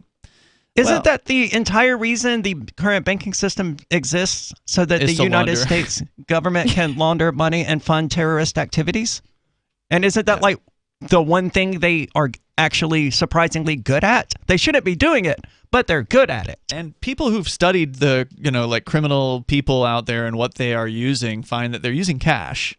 They're not using Bitcoin or stable coins or whatever. And because they're all traceable, and most stable coin transactions are actually reversible as well. That's a great point. So yeah, if they're using, and as you say, most of them, I think some of the decentralized are not reversible, but USDT certainly is. USDC certainly is. I guarantee you Paxos is as well, which means that when law enforcement goes to Facebook and says, we're going to need to see the records of Mr. X here, and you're going to show us what all transactions he or she did, and then they say, well, we believe this transaction was a money money laundering, and we're going to need you to reverse that transaction, they'll be able to do it. No serious person engaging in illicit activity is going to use this. Certainly not the terrorists that the U.S. government has spent the last several decades creating. Absolutely not. And it's just clear that this whole letter is just them grasping at straws and trying to find excuses to put a stop to this project. And they really have no ground to be even demanding any of this from Facebook or Mark Zuckerberg. Which is why they don't have any grounds, right? Like that's the whole point of the letter is we have no legal basis to stop you from doing this, but we want you to stop. Because don't you want us to be your friends? Don't you want us to like you, Mark? Aren't they like trying to force them to change the Facebook algorithm or something like that? There's been talk about that. There's not like, I don't know how. I don't see any reason why Facebook should cooperate with these people at this point. Well, that is true. Facebook did beg to be regulated. You're right about that. That was another story we talked about recently where Facebook, there was like this Facebook leaker, this quote whistleblower who came out and said, oh, Facebook's so bad with their algorithm, and the algorithm should, not promote certain controversial things, and it should only be, showing you the posts from your friends and not the most active ones or whatever, right? Like they had recommendations, and Facebook said, well, we don't agree with this whistleblower on all the things she says, but we do agree that it's time for regulation. So Facebook wants to write the regulations, of course, for the internet. So look, I don't want to make it sound like Facebook's a good company or anything like that, but in this case, the government's worse. So going on here. So they're talking about, again, the terrorism. They always trot this stuff out when it comes to crypto and stable coins. It's terrorism, even though the Department of Justice has routinely said, hey, that's not the case. Most of the cryptocurrency transactions are actually completely above the board. The president's working group on financial markets said in December 2020 that stablecoins, quote, are likely to attract illicit actors and without appropriate mitigation measures allow evasion of key public policy objectives, unquote. But that's fundamentally not true. It's not going to attract illicit, whatever the terminology, actors, because the transactions, again, can be reversed. Yeah. Unfortunately, they say finally, and Facebook's decision to pursue a digital currency and payments network is just one more example of the company moving fast and breaking things, and in too many cases misleading Congress in order to do so. Time and again, Facebook has made conscious business decisions to continue with actions that have harmed its users and the broader society. Facebook cannot be trusted to manage a payment system or digital currency when its existing ability to manage risks and keep consumers safe has proven wholly insufficient. We urge you to immediately discontinue your Novi pilot and to commit that you will not bring Diem to market.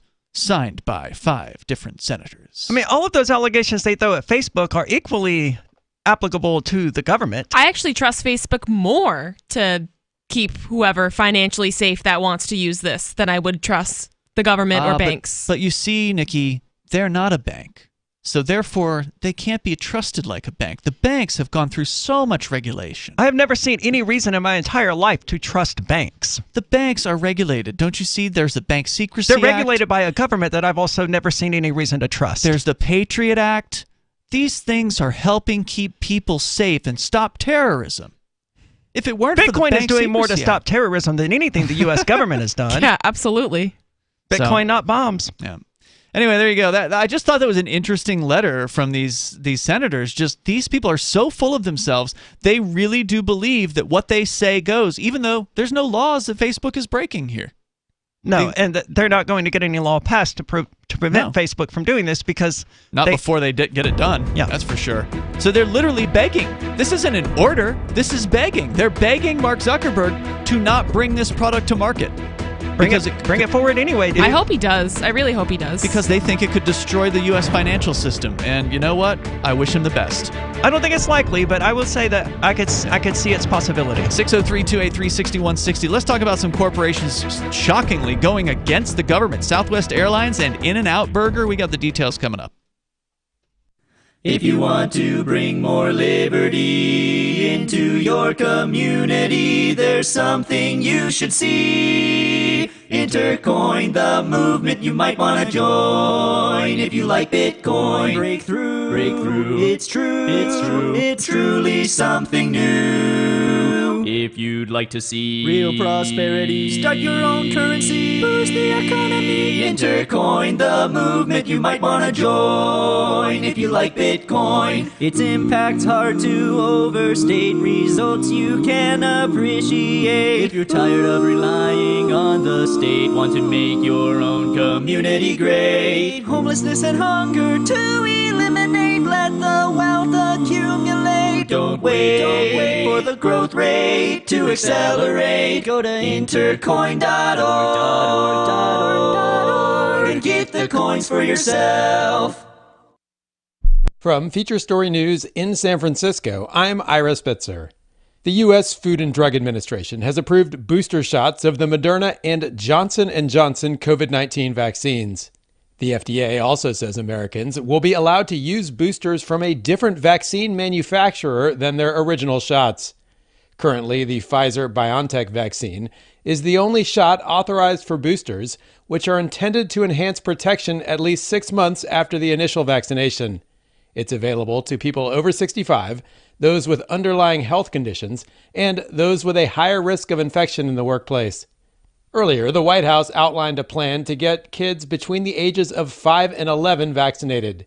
U.S. drug regulators need to approve the smaller doses first, expected within weeks.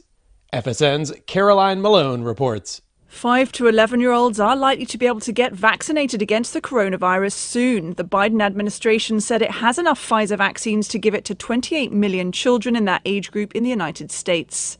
These shots will come in smaller doses and with smaller needles. U.S. drug regulators, the Food and Drug Administration, and Centers for Disease Control and Prevention need to approve the shots first. They have meetings on October 26th and November 2nd, with decisions expected soon after that. The Dow Jones reached a new intraday high Wednesday on the back of more positive earnings results.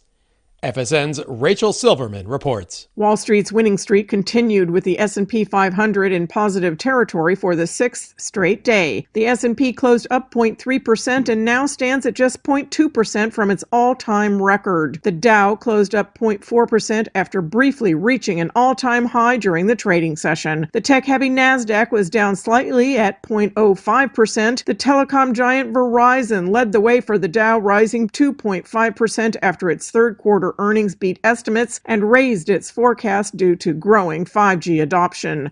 The UK has agreed a trade deal with New Zealand following 16 months of negotiations.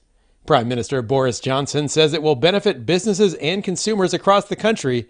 Benji Heyer reports from London. Under the deal, tariffs as high as 10% will be removed on a huge range of British goods, and there'll be fresh opportunities for tech and services companies.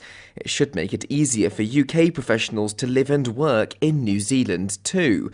Trade between the two nations was worth $3.1 billion last year, although that's about 0.5% of the value of UK imports alone from the EU the year prior. The deal with New Zealand follows free trade agreements already struck with Australia and Japan. It could also help pave the way for the UK to join the Trans-Pacific Partnership, a free trade area of 11 Pacific nations with a GDP in 2020 of $11.5 billion. From Bureaus Worldwide, this is FSN. You can stick it to the man and big tech. Join our FTL social mastodon at social.freetalklive.com.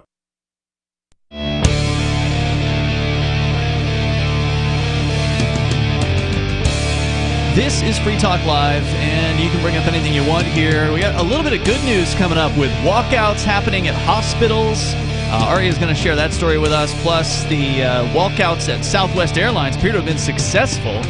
In-N-Out Burger going up against the San Francisco government and their vaccine mandate. There's a lot of interesting news to share here tonight. Of course, your thoughts and calls are welcome. The number is 603-283-6160. I'm not sure to what extent Southwest, I'm really interested in this story because the last I heard about it, they weren't like canceling the mandate or any of that. They were just delaying the deadline at which they were going to put workers on unpaid leave. Yeah, that's what I heard as well. So I don't think they really backed down on anything. They just said, we're going to delay this for a little bit. All right. Well, a delay is better than, nothing. It's definitely That's true. It's definitely a step in the right direction. I've got the story here from CNBC. Of course, your calls and thoughts. You're also welcome to join us here. The number is 603-283-6160. Story here is that Southwest Airlines has scrapped a plan to put unvaccinated employees who've applied for but haven't received a religious or medical exemption on unpaid leave as of a federal deadline in December. Southwest Airlines and American Airlines are among carriers that are federal contractors and subject to a Biden administration requirement that their employees are vaccinated against COVID-19 by December 8th, unless they are exempt for medical or religious reasons. Yeah, but aren't there union agreements in place that prevent airlines from just changing the terms of the employment? There are, and that is one of the things that I think we pointed out on a recent episode, that at the pilots union, the Southwest Airlines pilots union, they're making the stand on this thing and saying, hey, you can't just change our contract like this. Yeah, that's one of the strong points of being in a union. Yeah, there's a certain time where the contract comes up for negotiation, and if you want to try to renegotiate the terms at that time, then you could try that, and then maybe we'll agree to it, and maybe we won't. So what can the union do if Southwest strike? They can't sue or anything like that. But remember, the thing that happened here, presumably they can sue as well. I mean, if there's a violation of a contract, then yeah, that would be a tort, right? Yeah. But what they were saying the other week was the union, when the Southwest was canceling like 25% of its flights last week, the official statement from the union was, well, there's no strike going on. This isn't a union thing. Hey, we're not doing anything here. It's not our thing. So what was happening there supposedly was the Southwest Airlines pilots, some of them, who had sick time, were using their sick time together.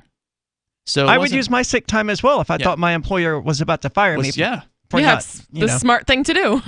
So that was sort of what supposedly was actually going on, and then Southwest was trying to cover for it by saying it was weather-related. And now we have this move by Southwest where they're backing off a little bit. Now, apparently the rules for federal contractors are stricter than those expected from the Biden administration for large companies, which I think, Aria, you said, and we reported on recently, wasn't even a real order from Biden. It was just a press release, apparently. I have a story about the mandate, but it still hasn't been finalized yet. Right, there is no mandate. Yeah, they're still working on it. So it was just an announcement of a thing that they're planning on doing. But yet these companies are just hopping to, and they're like, all right, let's fire everybody who's not unvaccinated. Even though we already have a staff shortage. Yeah, it doesn't make any sense. It doesn't. It's just bringing the economy to a halt. It seems like that's what they want to do. Yeah. Yeah.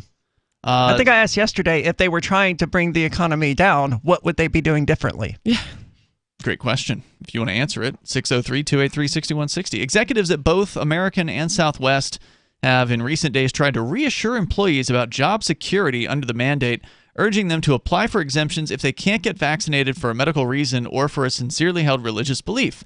The airline, although we've heard from people who gets to determine whether or not a religious belief is sincere? That's a great question, because we've heard from people who've called this show saying they got fired after they tried this stuff. They tried to go for a religious exemption or whatever, and they were just like, nope, you're fired. Yeah, but it's the religious person who says this is a sincerely held religious belief, and you don't get to say, I don't believe you. I mean, you can choose not to believe them, but it's screwed up to say, no, I don't believe you, you're fired. And it's hard to write up these exemption forms. I mean, have you tried? In some cases, I've seen one of the ones that my coworker wrote, and I'm like, she actually had her uncle, who is a lawyer, write it up.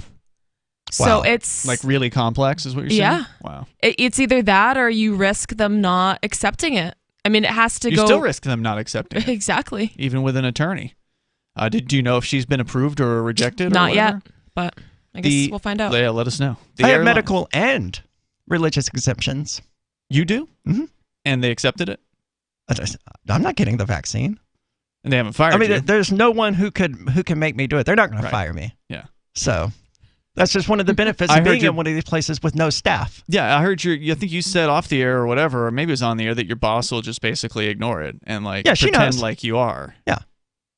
The airlines are expected to face more questions about the mandate when they report quarterly results Thursday morning. Pilots' labor unions have sought to block the mandates or sought alternatives such as regular testing, which I'm not okay with that either. Like, I don't want to have one of those things shoved up my nose every week just to keep a damn job. I'm not interested in that. I've never had a COVID test, and I don't want one. Hell That's no. not pleasant. It doesn't seem like it would be. I mean, and if the virus is really that, contagious, why do they have to do all of that to see whether or not you have it? Yeah, isn't that interesting? Wouldn't like a mouth swab be sufficient? That's a great point. Otherwise, me talking to people without a mask won't transmit COVID-19, right? I see no reason that a simple cotton swab on your cheek wouldn't be enough to detect the virus if it actually exists in your mouth. And if it doesn't, why are we wearing masks? Yeah, then how would it be so contagious? And I think, I forget if I covered it on this show, but there's weird chemicals that the Q-tips that they use to do the COVID swabs are sterilized with. Mm-hmm. And EO, right? Yeah, and it's like what's it stand carcinogenic and all something oxide. I'll look it up but at some point. Yeah, it's not something you want being stuck up your nose repeatedly every 3 days. It's ethylene oxide sterilization, and it is, if I recall correctly, it's particularly carcinogenic if it is like taken in through inhaled, your nostrils, which is exactly where they stick it. Mm-hmm.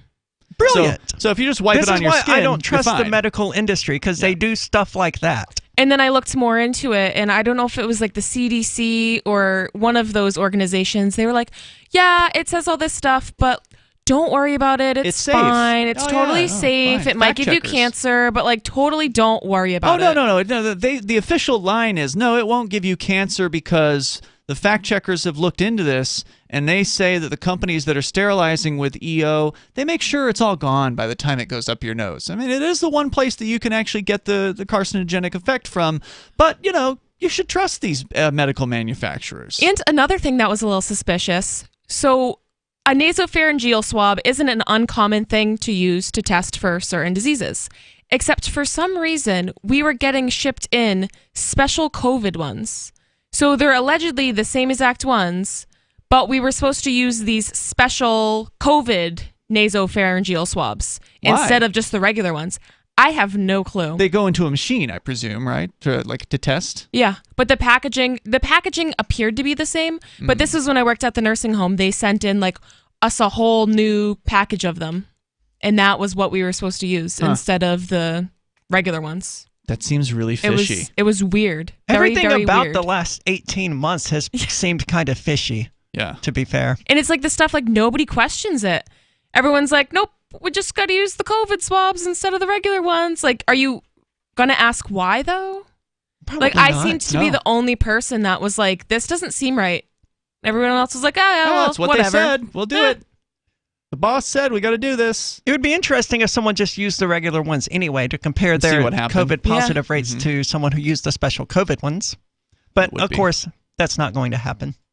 Well, the Southwest Airlines folks say that if employees' requests for exemption haven't been approved by December 8th, they are allowed to continue to work while following mask and distancing guidelines. So yeah, I guess you guys are right. This isn't a full-on retraction by Southwest. It's simply them saying, hey, we can't process y'all fast enough, all of you who've asked for the exemption, so you can keep working until we get to your application. That's basically it. That's what it seems like. We'll see what happens. We'll see if the union steps in, because, again, so far, officially, the union hasn't taken any action on this yet, as I understand it. More coming up. It's Free Talk Live. Don't worry about things you can't control. Isn't that what they always say? But it's about impossible to avoid worrying about what's going on these days. The government has used the war on guns, the war on drugs, and the war on terrorism to tear our Bill of Rights to shreds. But you can fight back. The 10th Amendment Center has proven it, racking up major victories. For example, when the U.S. government claimed authority in the NDAA to have the military kidnap and detain Americans without trial, the nullifiers got a law passed in California, declaring the state's refusal to ever participate in any such thing. Their latest project is offnow.org, nullifying the National Security Agency. They've already gotten model legislation introduced in California, Arizona, Oklahoma, Missouri, and Kansas, meant to limit the power of the NSA to spy on Americans in those states. We'd be fools to wait around for the U.S. Congress or courts to roll back Big Brother. Our best chance is nullification and interposition on the state level. Go to offnow.org, print out that model legislation, and get to work nullifying the NSA. The hero Edward Snowden has risked everything to give us this chance. Let's take it. Offnow.org. Looking for a great real estate investment? Consider New Hampshire, which is ground zero for the Liberty Movement. Your first call should be to Mark Worden from Porcupine Real Estate. He's more than just a real estate agent. He's your New Hampshire concierge. Where are the best places to live? Do you want farm, city, the burbs, or forest? Do you want a duplex or multifamily building so that renters pay your mortgage? There are homes in all price ranges in New Hampshire, and Mark can help with financing too. Invest in liberty and property. Mark Worden can help. PorcupineRealEstate.com. Tired of cancel culture? Sick of mega tech corporations holding an axe over your head? Join the LRN.FM Matrix chat server. It's self-hosted, so no one else can tell us what to do or say. Don't like the existing channels? You can make your own. You can even connect into some of our channels from other Matrix servers. It's federated. For the full LRN.FM Matrix experience, though, you should join our server via the step-by-step instructions at chat.lrn.fm. chat.lrn.fm. Why did you move to the Shire? I moved here to the Shire because there's other people around who take liberty just as seriously as I do. I moved to the Shire because I saw videos of people challenging authority and thought that I could get support myself. It called to me, like, do this, right now. I wanted to be around people like me who got it, and once I got here, I knew there was nowhere else that I wanted to be. I've always wanted to change the world, so I moved to the Shire to join people who were actually working towards doing the same thing. The people here are awesome, loving, and positive. It was for the adventure and for the feeling of something important is happening here, and I just wanted to come to sort of be part of that. Visit ShireSociety.com to read and sign the Shire Society Declaration and learn the reasons why, if you love liberty, you should immigrate to the Shire. Plus, connect with others via the forum at ShireSociety.com. That's ShireSociety.com. Some of you asked, and now we've delivered. LRN.FM's live Keene, New Hampshire studio shows are now streamed in HD on Twitch. Visit our channel at twitch.lrn.fm and give it a follow. If you have Amazon Prime, you get one free subscription on Twitch. If you use it on our channel, Twitch will give LRN.FM a monthly piece of your Prime subscription cost. So please watch, follow, share, and subscribe to twitch.lrn.fm. That's twitch.lrn.fm. So you've signed the Shire Society Declaration and are planning your move to New Hampshire to be around more liberty-oriented people. Next, sign up for the Shire Society Forum at forum.shiresociety.com. There are a bunch of people there who are already in the Shire, and they want to meet you. If you're already in the Shire physically, you should also come by the forums. Remember, not everyone uses Facebook. New people are signing up for the Shire Society Forum every month, so drop in and say hello at forum.shiresociety.com. Don't miss a moment of Free Talk Live. Get our archives daily via our podcast at feeds.freetalklive.com.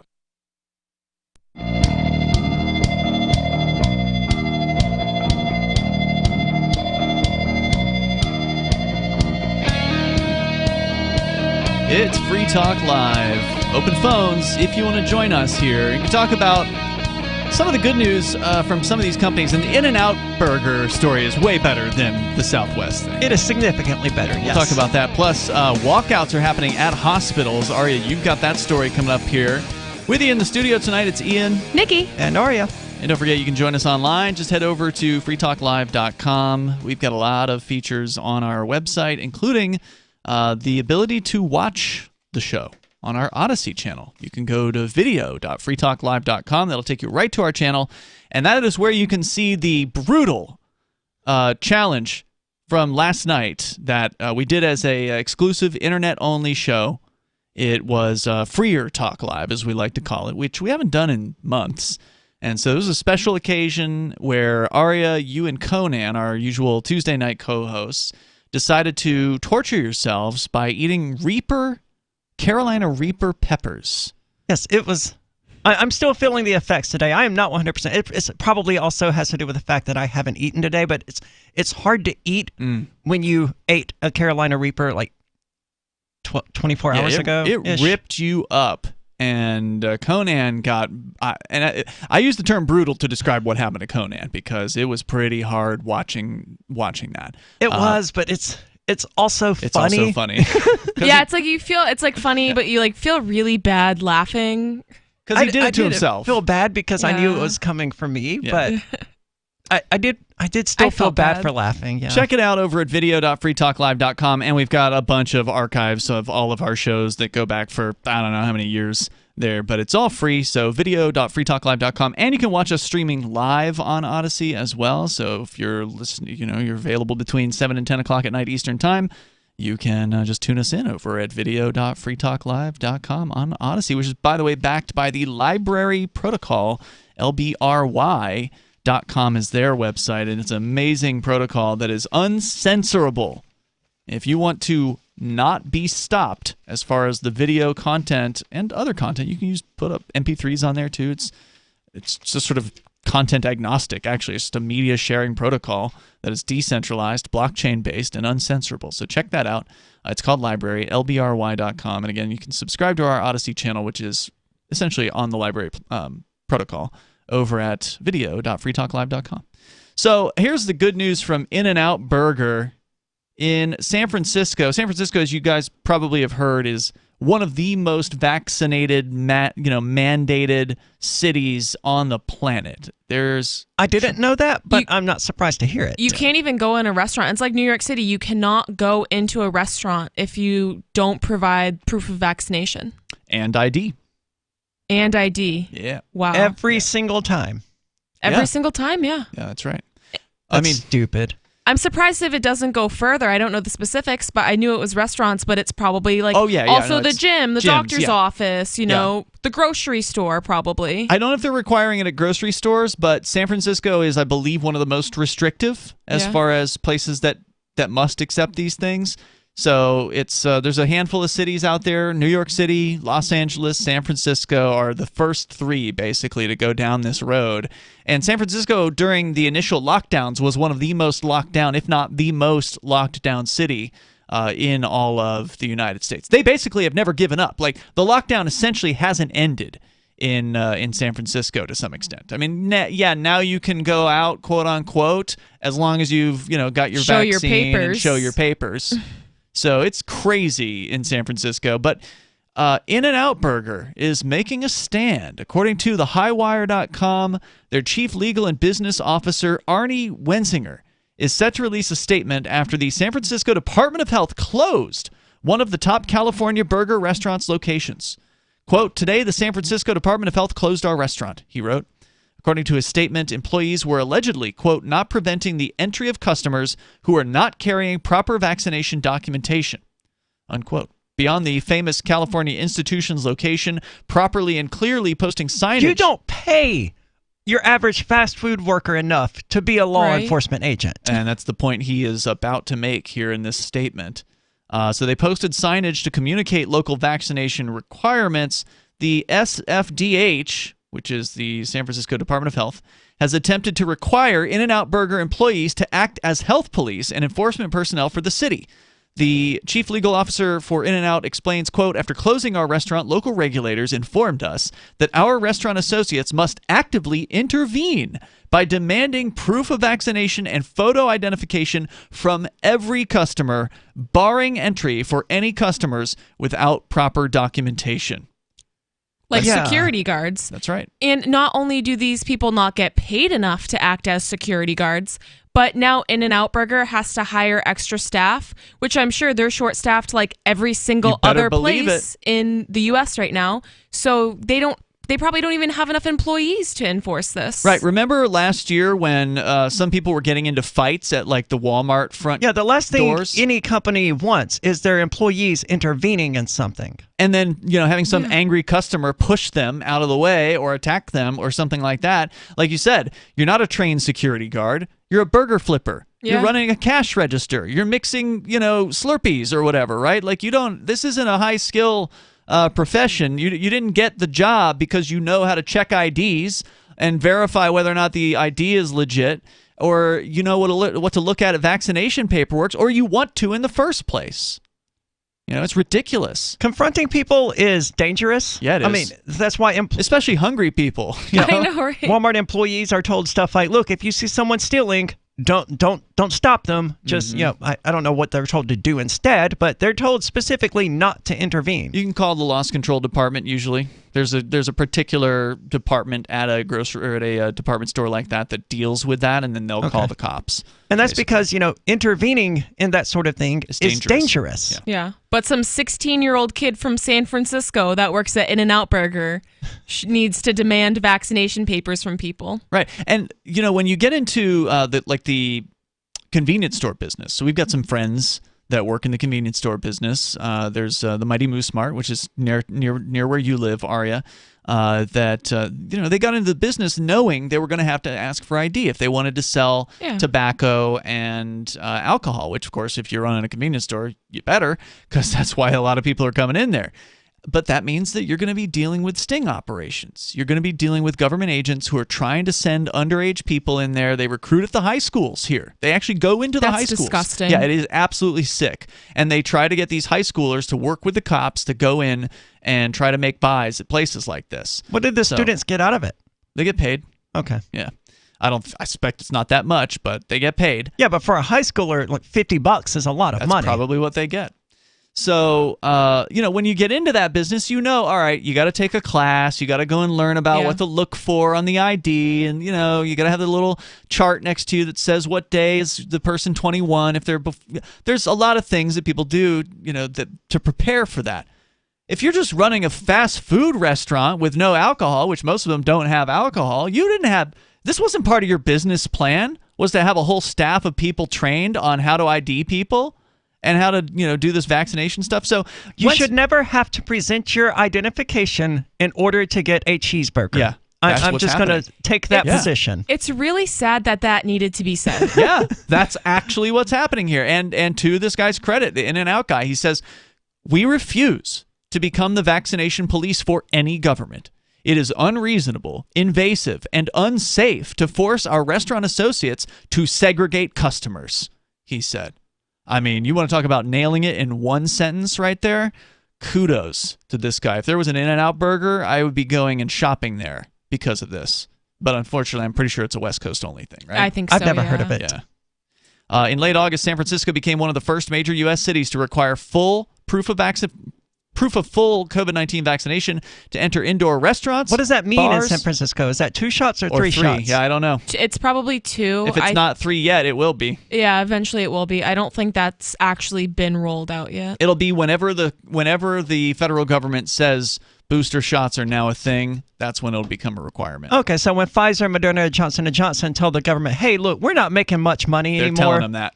They are? Oh, yeah. They're all pushing for it. Even Johnson -- Johnson, which was originally marketed as the one shot, now Johnson & Johnson's like, hey, we want to get on in this booster thing, too. Like, we didn't really mean money. Yeah, we didn't really mean that whole one-shot thing. Hey, the boosters will help. So it's ridiculous.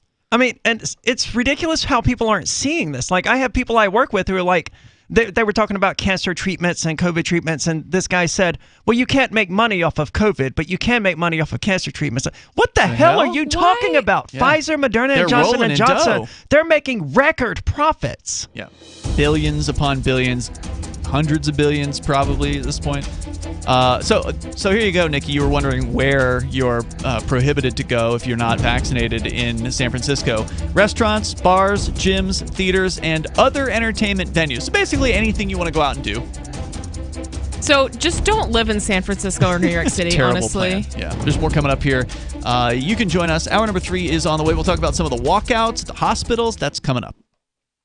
Breaking weather news. Belize is sunny and around 82 degrees every day this week. What's the forecast for your life? If current politics and economic prospects are cramping your freedom, escape to the tropics. ECI Development has affordable second homes for you to own or rent in Belize and other tropical countries. Places with stable governments and growing economies. Secure your freedom now. To find out more, send an email to ftl@ecidevelopment.com. Brute force, intransigent defiance, adamantine will. These are the hallmarks of the AI tank. These gigantic machines have the firepower of an army, but they also have their own sense of honor and duty. When the world breakers arrive, battle will be joined, planets will shake, and war and peace will never be the same again. World Breakers. Stories from David Weber, Larry Correa, and more. Available August 3rd from BaneBooks.com. The new 4th edition of Healing Our World, The Compassion of Libertarianism, will take your understanding of liberty to a deeper level and has over 1,300 updated references, new cartoons, and a foreword by Dr. Ron Paul. With discounts for multiple book purchases, the 4th edition of Healing Our World is a great gift for the liberals, pragmatists, environmentalists, and Christians in your life who think libertarianism is cold-hearted. Get yours today at healing.freetalklive.com and use promo code FTL for a $5 discount. If you want to know the latest about Free Talk Live before we go on the air, all you need to decide is how you want it delivered. It's your choice. Visit news.freetalklive.com to receive our usually weekly news updates by email. Plus, we have a Twitter account at twitter.freetalklive.com, and you can follow us on the decentralized Mastodon platform at toot.freetalklive.com. So please follow us at toot.freetalklive.com and sign up for our emails at news.freetalklive.com. You're listening to the live edition of Free Talk Live. Hour number 3 is next after the news here on the Liberty Radio Network at LRN.FM. From Feature Story News in San Francisco, I'm Ira Spitzer. The U.S. Food and Drug Administration has approved booster shots of the Moderna and Johnson & Johnson COVID-19 vaccines. The FDA also says Americans will be allowed to use boosters from a different vaccine manufacturer than their original shots.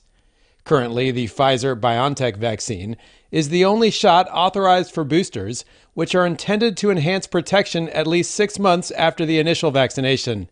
It's available to people over 65, those with underlying health conditions, and those with a higher risk of infection in the workplace. Earlier, the White House outlined a plan to get kids between the ages of 5 and 11 vaccinated. U.S. drug regulators need to approve the smaller doses first, expected within weeks. FSN's Caroline Malone reports. 5 to 11-year-olds are likely to be able to get vaccinated against the coronavirus soon. The Biden administration said it has enough Pfizer vaccines to give it to 28 million children in that age group in the United States. These shots will come in smaller doses and with smaller needles. U.S. drug regulators, the Food and Drug Administration, and Centers for Disease Control and Prevention need to approve the shots first. They have meetings on October 26th and November 2nd, with decisions expected soon after that. The Dow Jones reached a new intraday high Wednesday on the back of more positive earnings results. FSN's Rachel Silverman reports. Wall Street's winning streak continued with the S&P 500 in positive territory for the 6th straight day. The S&P closed up 0.3% and now stands at just 0.2% from its all-time record. The Dow closed up 0.4% after briefly reaching an all-time high during the trading session. The tech-heavy Nasdaq was down slightly at 0.05%. The telecom giant Verizon led the way for the Dow, rising 2.5% after its third quarter earnings beat estimates and raised its forecast due to growing 5G adoption. The UK has agreed a trade deal with New Zealand following 16 months of negotiations. Prime Minister Boris Johnson says it will benefit businesses and consumers across the country. Benji Heyer reports from London. Under the deal, tariffs as high as 10% will be removed on a huge range of British goods, and there'll be fresh opportunities for tech and services companies. It should make it easier for UK professionals to live and work in New Zealand too. Trade between the two nations was worth $3.1 billion last year, although that's about 0.5% of the value of UK imports alone from the EU the year prior. The deal with New Zealand follows free trade agreements already struck with Australia and Japan. It could also help pave the way for the UK to join the Trans-Pacific Partnership, a free trade area of 11 Pacific nations with a GDP in 2020 of $11.5 billion. From Bureaus Worldwide, this is FSN. With FSN Spotlight, I'm Simon Marks. Ahead of the COP26 climate summit that kicks off at the end of this month in Glasgow, the British government hosting the event has unveiled fresh efforts to boost the country's transition to all-electric vehicles. It's part of the country's net zero emission target for the year 2050. More than £600 million of grants will be used to help phase out petrol and diesel cars over the next 8 years, a move the British government claims will support more than 440,000 jobs. Jill Nowell is the head of electric vehicles at LV General Insurance and is welcoming the announcement with caveats. If it's done right, it has the opportunity to deliver very real benefit to support the increase of electric cars. You know, if we look back at 2020, 108,000 electric vehicles were sold, but 1.2 million petrol and diesel cars were sold. We really do need to see this kind of action to ensure that the car manufacturers are producing more battery electric cars. In other words, there is still a long way to go, but the UK and the EU are way ahead of the United States in terms of committing to eradicating vehicles powered by fossil fuels. And on that issue at least, President Biden will find himself racing to catch up with some of the country's partners and allies at COP26. With FSN Spotlight, I'm Simon Marks. The main news again. The FDA approves the booster shots of the Moderna and Johnson & Johnson COVID-19 vaccines and says Americans will be able to mix and match vaccine manufacturers. The Dow Jones reaches a new intraday high on the back of more positive earnings results. And the UK agrees a trade deal with New Zealand following 16 months of negotiations. That is the latest feature story news. Ira Spitzer reporting. Turning to health news, doctors at Johns Hopkins Medical School have discovered that bones are the coolest part of the body. The 10-year study found that although the body has many cool things in it, nothing is cooler than your skeleton. Just think about it. You have this soft, fleshy body, but inside of it, there's a second, tinier body that's made out of a super hard rock. Our data is conclusive. Bones are very, very cool. To conduct the study, researchers examined every single body part and determined how cool or uncool it was. We initially thought the brain might be the coolest part because it's like a computer that runs on food. But when we looked at it up close, it was all gross and wrinkled. Brains are not cool. Bones are cool. Doctors discovered that there are big, strong bones like baseball bats in your arms and legs, hand bones that look like a monster claw, and skull bones that make a scary face. Doctors did caution that as cool as human bones are, they're not nearly as cool as dinosaur bones. This is the Onion News Network.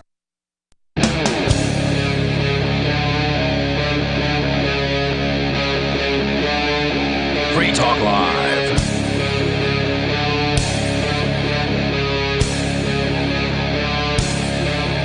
This is Free Talk Live. You can bring up whatever you want here. The number is 603-283-6160. That's 603-283-6160. Joining you tonight, you've got Ian, Nikki, and Aria. And we're going to go back to your phone calls and thoughts. We were talking about the In-N-Out Burger, which they are taking a stand against the San Francisco vaccination mandate. One of their restaurants was closed by San Francisco enforcers recently, and rather than begging and pleading and crying to the masters in government, In-N-Out Burger is just making a stand, and they're saying, hey, quote, we refuse to become the vaccination police for any government. It's unreasonable, invasive, and unsafe to force our restaurant associates to segregate customers.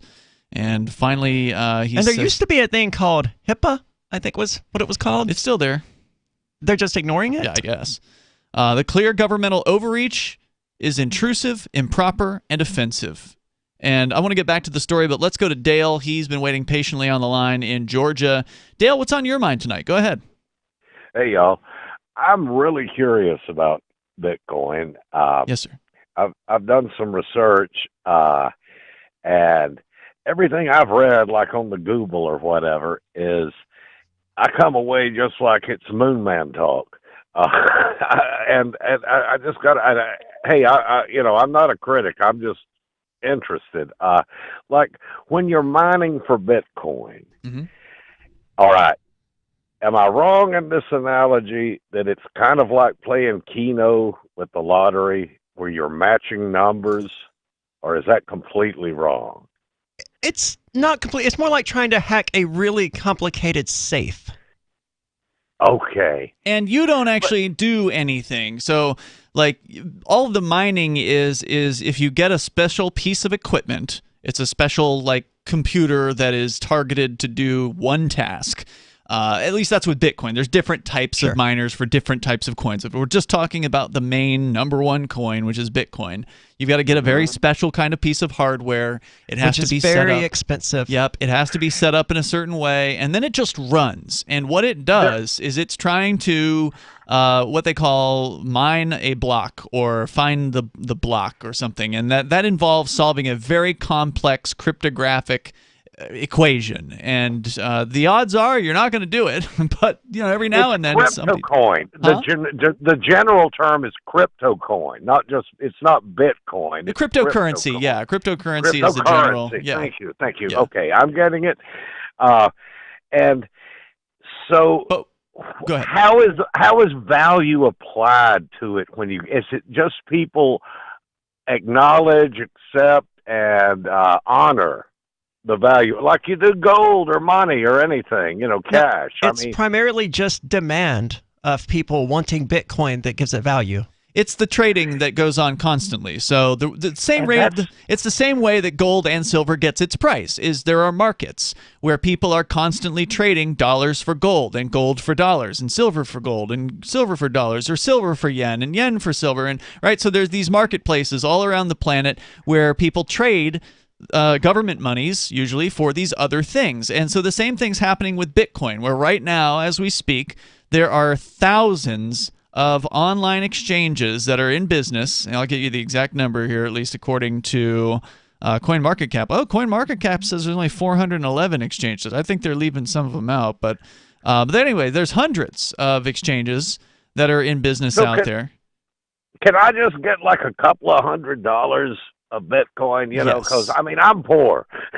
Yes, you can. You absolutely can. And just use it on the internet generally, right? You really can't use Bitcoin in any meaningful sense off the internet, although there are things called paper wallets and physical Bitcoins, which are more kind of gimmicky than anything else. I mean, paper wallets have their use, but for the most part, Bitcoin's an online experience. So yes, you can buy a fraction. Interesting. Yeah, it is interesting, and you can buy a fraction of a Bitcoin. So yeah, if you got a couple $100 or $50 or $100 or whatever, you can buy that amount of Bitcoin and hold on to it, and you can use it if you want, or you can hold on to it and wait and see if the price goes up. It's hard for me to hold on to. Yeah. Now, so my nephew, he's got a really super gaming computer. Yeah. It won't be enough for Bitcoin. Really? It might be able to do one of the alternative coins out there, of which there are thousands of these things. CoinGecko reports over 9,800 cryptocurrencies are out there right now. So some of them can be used with a gaming graphics card. Yeah, like Ravencoin or Vertcoin or any of the X16R tokens. But it'll basically knock out the entire computer's usability. So if you're mining on a computer that normally you would do a word process or play a game or something like that, or browse the web on, as soon running as it like overnight, day after day, would that kind of get you a few dollars? It gets you something. Yeah, I but think it will destroy that graphics card. Really? Far quicker. Well, I mean, it's running at 100% capacity overnight. Yeah. Yeah, you got to make sure it's got good cooling, and it's at some point that fan's going to burn out. Yeah, it's going to reduce the lifespan severely. That's awesome. Okay, I get it. I kind of get it. Like I kind of get string theory. If you can let me just want to caution you on mining though. If you have power that's cheap, it might be worth doing as something that's like worthwhile. Otherwise, it's just a hobby. Otherwise, it's just like a thing that you're learning to do and you're experimenting with and you're having fun with. I don't know if I agree with that. Like, I did mine a bunch of Ravencoin back in the day and got up to several thousand of them, I think. And Ravencoin was like a tenth of a penny or something like that. And of course, I don't know what it's at now, but it hit like 7 cents at some point or something like that. So if you hold on to it long enough, it's possible that it could prove to have been, profitable. That's true. Yeah, that's a good point. Is it just people globally saying, I accept this as legal tender? Which is they're what accepting we do it with as the dollar. They're accepting it as payment. Let's clarify something, Dale. So interesting. Hold on, Dale. I find that so interesting. Yeah, I want to clarify though what you said, because the term legal tender is a legal term. That is something that governments use. Sure. Legal tender is something that only a government can anoint, right? So when the government says the dollar is legal tender, what that means is dollars must be accepted under the penalty of violence, meaning the government will throw you in a jail cell. Dollars must be accepted for payments of debt, public or private. That's what it means to be legal tender here in the United States. So cryptocurrency isn't, quote, legal tender in the United States, but it's not illegal either to use it as payment. So it's still in the same way that I could give you an ounce of gold and buy a car from you, I could also give you some Bitcoin and buy, something from you as well. So it's not illegal, as I understand it, to use these things, but it's not legal tender. Man, you've really helped me out. Y'all have really. I think I've got a clearer picture of it. It's okay by me. It's just I'll just have to look into it more. Now, I'm curious. You said you have a son that's got this gaming machine. No, my nephew. Okay. Does he have any crypto yet? Have you talked to him about this? No, we haven't. You have to get a piece of software. He has the hardware that might kind of do it, but.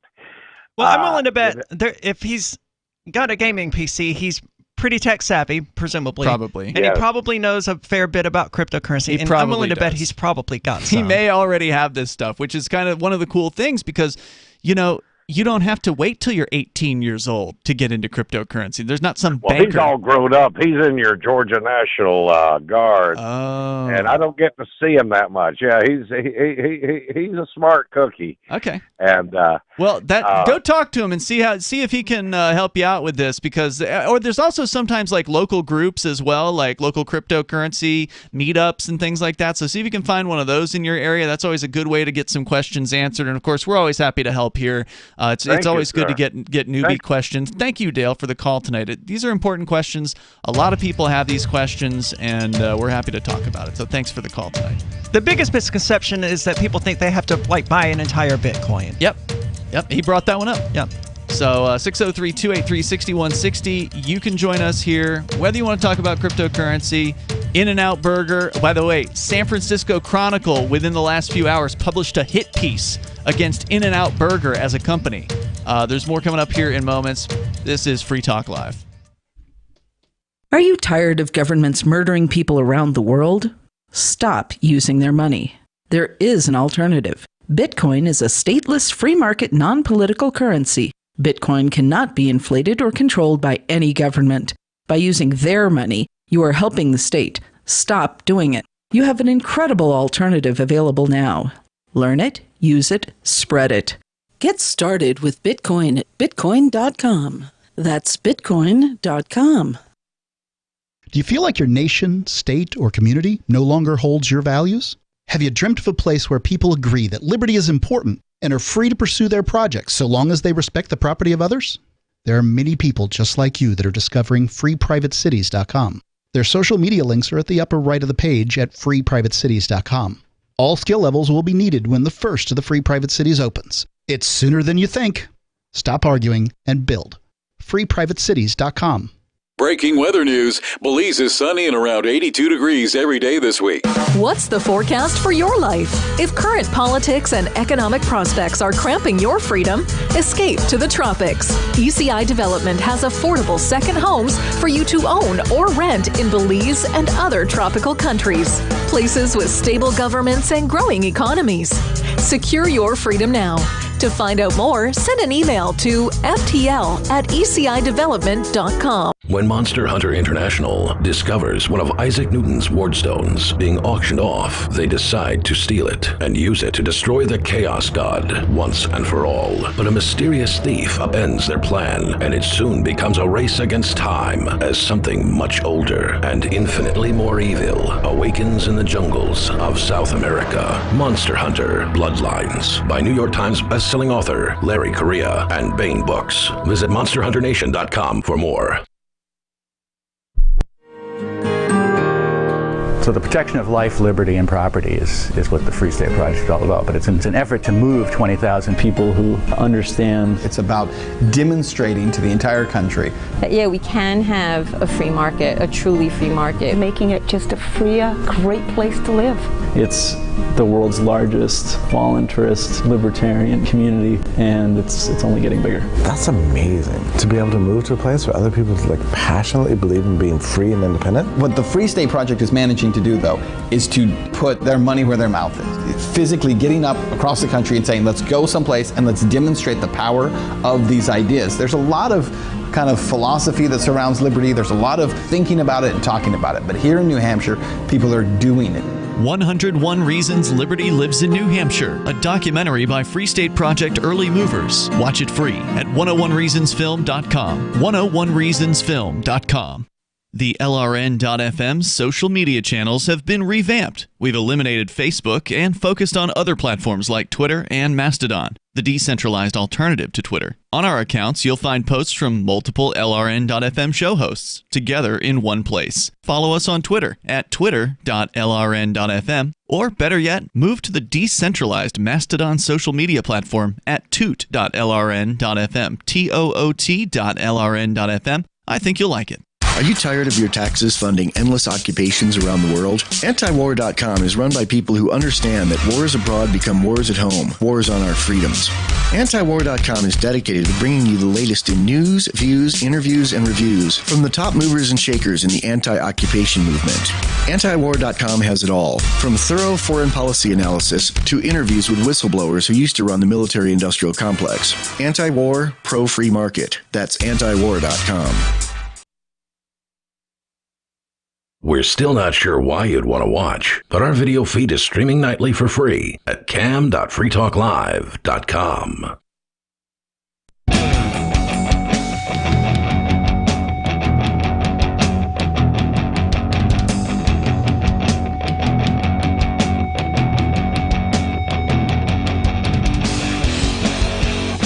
This is Free Talk Live. You can join us here. The number is 603-283-6160. That's 603-283-6160. You're just reading through the hit piece that was released just hours ago by the restaurant critic of the San Francisco Chronicle, just attacking as bad as, dirty as she can against In-N-Out Burger. And just because a fast food chain. Yeah, just because they stood up for themselves. Because they dared to say, we don't think our employees should be checking IDs of customers that just want to come get a damn French fry and a hamburger. Yeah, and I tend to agree with that entirely. The idea that society is accepting it as normal anywhere in the United States, that you have to give your ID if you wanted a Big Mac or whatever, is disturbing. And it's happening, of course, it's San Francisco, where the restaurant critic, I'm just going to read you her bio. Salil Ho's tenure as the Chronicle's restaurant critic began in 2019. It's not much of a tenure. She was previously a freelance food and pop culture writer, a podcast maker, and restaurant chef. She also hosts the Chronicle's food podcast, Extra Spicy, with columnist Justin Phillips. Her seminal work, The Racist Sandwich Podcast, covered the myriad ways in which food intersects with race, class, and gender.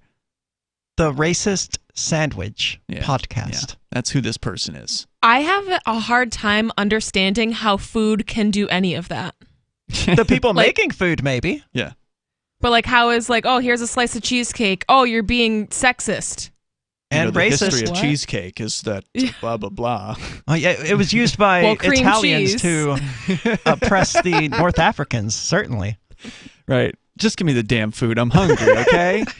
And by the way, before you eat this cheeseburger, you have to learn the full history of how it was used to mistreat Native Americans in American history.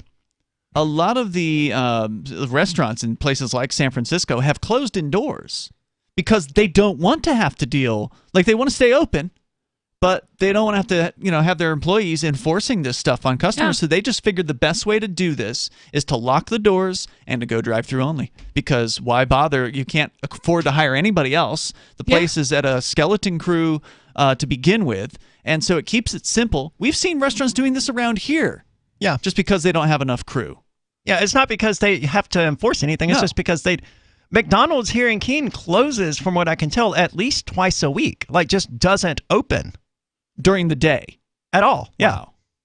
From what I can tell, just because of staffing issues. So yeah, it's not like there's a mandate in place here. There's no crazy vaccine mandate here. And it's just there's just not enough people to work. So they're just said, you know what, we're going drive-through only, and that's it. In-N-Out Burger, I guess they figured they would just keep it going and see what happened, and now they got shut down, sadly. But at least they're standing up for themselves and speaking out, so kudos. I mean, it sounds like In-N-Out Burger was treating their staff at least decently, not requiring them to enforce stupid mandates and probably paying them fairly decently. So maybe their staffing issues weren't as bad as they were everywhere else. No, they were putting everybody at risk. Well, the woman at the restaurant critic says that they don't care. She says In-N-Out leadership doesn't care about their workers. They don't care about you. She says they care about their workers enough to say, hey, look, intervening and stopping a customer is a really bad idea. Yeah. Then there's viral videos all over the internet showing people exactly how bad it can go. Not to mention, people have died from doing this stuff. And honestly, lunatic. I don't need In-N-Out Burger to care about me. No, I can care about me. I mean, don't spit in my food. If they cared about you, they probably wouldn't be serving you fast food. Let's just be honest. They serve fast food. I think it's a given. They don't care about you. Yeah.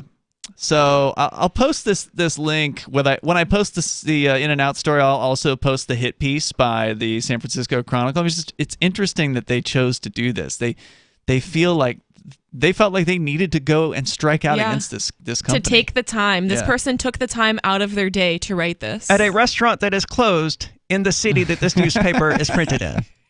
She's almost literally beating a dead horse. It's like grave dancing, yeah, basically. I'm glad she did it, though, because it was pretty entertaining. Nothing. I can't imagine any aspect of the Racist Sandwich podcast is going to be interesting. Awful. But, man, just by that name, I'm tempted to check it out. I want to know how bad it really is. Solil Ho is her name. Last name Of course H-O. it is. She's also probably trans and an owlkin or something. Probably. So let's talk about some other good news, Aria. You had a story apparently about some protests, some walkouts happening at hospitals in various different places, I presume? Yeah, so it doesn't lead off saying where it happened, but hospitals taxed by the pandemic over the last 20 months now have a new problem. Labor strife and a wave of resignations have people waiting longer for care. Exactly like we said would happen when they introduced these mandates. Months of marathon shifts and onslaught of verbal and even physical abuse from patients and the public, and you've talked about this, Nikki. Yep. And perennial complaints over low pay and staffing shortages are stirring unrest at a particularly critical moment in the pandemic. Who do you think has it worse, nurses or fast food workers, as far as like bad customer, behavior? I don't know. We get like crazy people. I would say nurses probably have it worse because we're not trying to save people's lives or anything like that. Yeah. Yeah, we get like legitimate, like mentally ill people. That's true.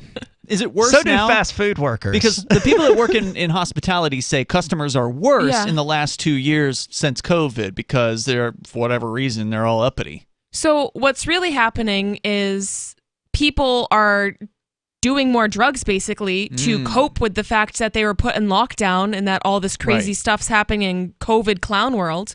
So we actually had a lot of people relapsing, people who were clean that started using again because they couldn't go to their AA meetings anymore, or they didn't have any of the resources that they were previously forced to stay at home. They're depressed. Yeah, so they're depressed. They're isolated losing from everybody. their job.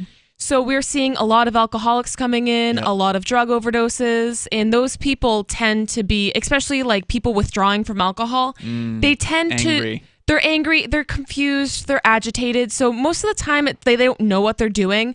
But when you get a giant man swinging at you, it's not pleasant. No fun. Yeah, and we predicted that would happen with the relapses here early on. It's like, you're going to lock people up, you're going to force them to stay home. They are going to do things to pass the time, and they're going to fall off the wagon. We had so many more patients fitting that description rather than COVID patients in my hospital. I believe it. We had I'm not going to lie, we had a good amount of COVID patients. I think at our max, we had probably like 40, which I don't work at a big hospital, so. But the overdoses are probably still coming in. Yeah, they've been coming in, and they don't stop. And it's only going to get worse as this proceeds, but there have been at least 30 strikes of healthcare workers so far this year. More than 500,000 healthcare workers quit in August, the last month for which data is available. That's the most in a single month in more than 20 years. Because that's what you want in a pandemic going into winter. You want more than 500,000 healthcare workers to quit. I wonder if they're quitting because they know the mandates are coming, or they're quitting just because they're sick of it. I imagine it's a combination of all of it. Yeah, I think it's mainly burnout. I mean, this has been tough. These past couple of years. And now walkouts are happening over the mandates specifically? Is that what it gets into some of the reasons why, but it says because of burnout. Yeah, we'll talk about it coming up here. If you want, you can join us. Maybe you work in the industry and you want to weigh in. The number is 603-283-6160. Coming up, Nikki, you've got an update on this infrastructure bill that is going to be trillions of dollars. We'll tell you about that coming up as well. It is Free Talk Live. Carl Watner, longtime proponent of a voluntary society, died last December. You may have seen his articles published on his website, voluntarist.com, in his newsletter, The Voluntarist, the Mises Institute, or elsewhere over the last 40 years. His newest book, I Must Speak Out, Volume 2, The Best of the Voluntarist, is now available via Liberty Under Attack Publications. This 430-page second volume spans the years of 2000 through 2020 and includes articles by Carl Watner, Hans Hermann Hoppe, Carl Hess, Benjamin Tucker, George H. Smith, Lysander Spooner, Pete Eyre, Joyce Brand, and many others. I Must Speak Out is for the newly initiated, the veteran voluntarist, or anywhere in between. Buy the book now at libertyunderattack.com/voluntarist. For more great content on building a voluntary society and for Carl's extensive archives, check out voluntarist.com. From Feature Story News in San Francisco, I'm Ira Spitzer. The U.S. Food and Drug Administration has approved booster shots of the Moderna and Johnson & Johnson COVID-19 vaccines. The FDA also says Americans will be allowed to use boosters from a different vaccine manufacturer than their original shots. Currently, the Pfizer-BioNTech vaccine is the only shot authorized for boosters, which are intended to enhance protection at least 6 months after the initial vaccination. It's available to people over 65, those with underlying health conditions, and those with a higher risk of infection in the workplace. Earlier, the White House outlined a plan to get kids between the ages of 5 and 11 vaccinated. U.S. drug regulators need to approve the smaller doses first, expected within weeks. FSN's Caroline Malone reports. 5 to 11-year-olds are likely to be able to get vaccinated against the coronavirus soon. The Biden administration said it has enough Pfizer vaccines to give it to 28 million children in that age group in the United States.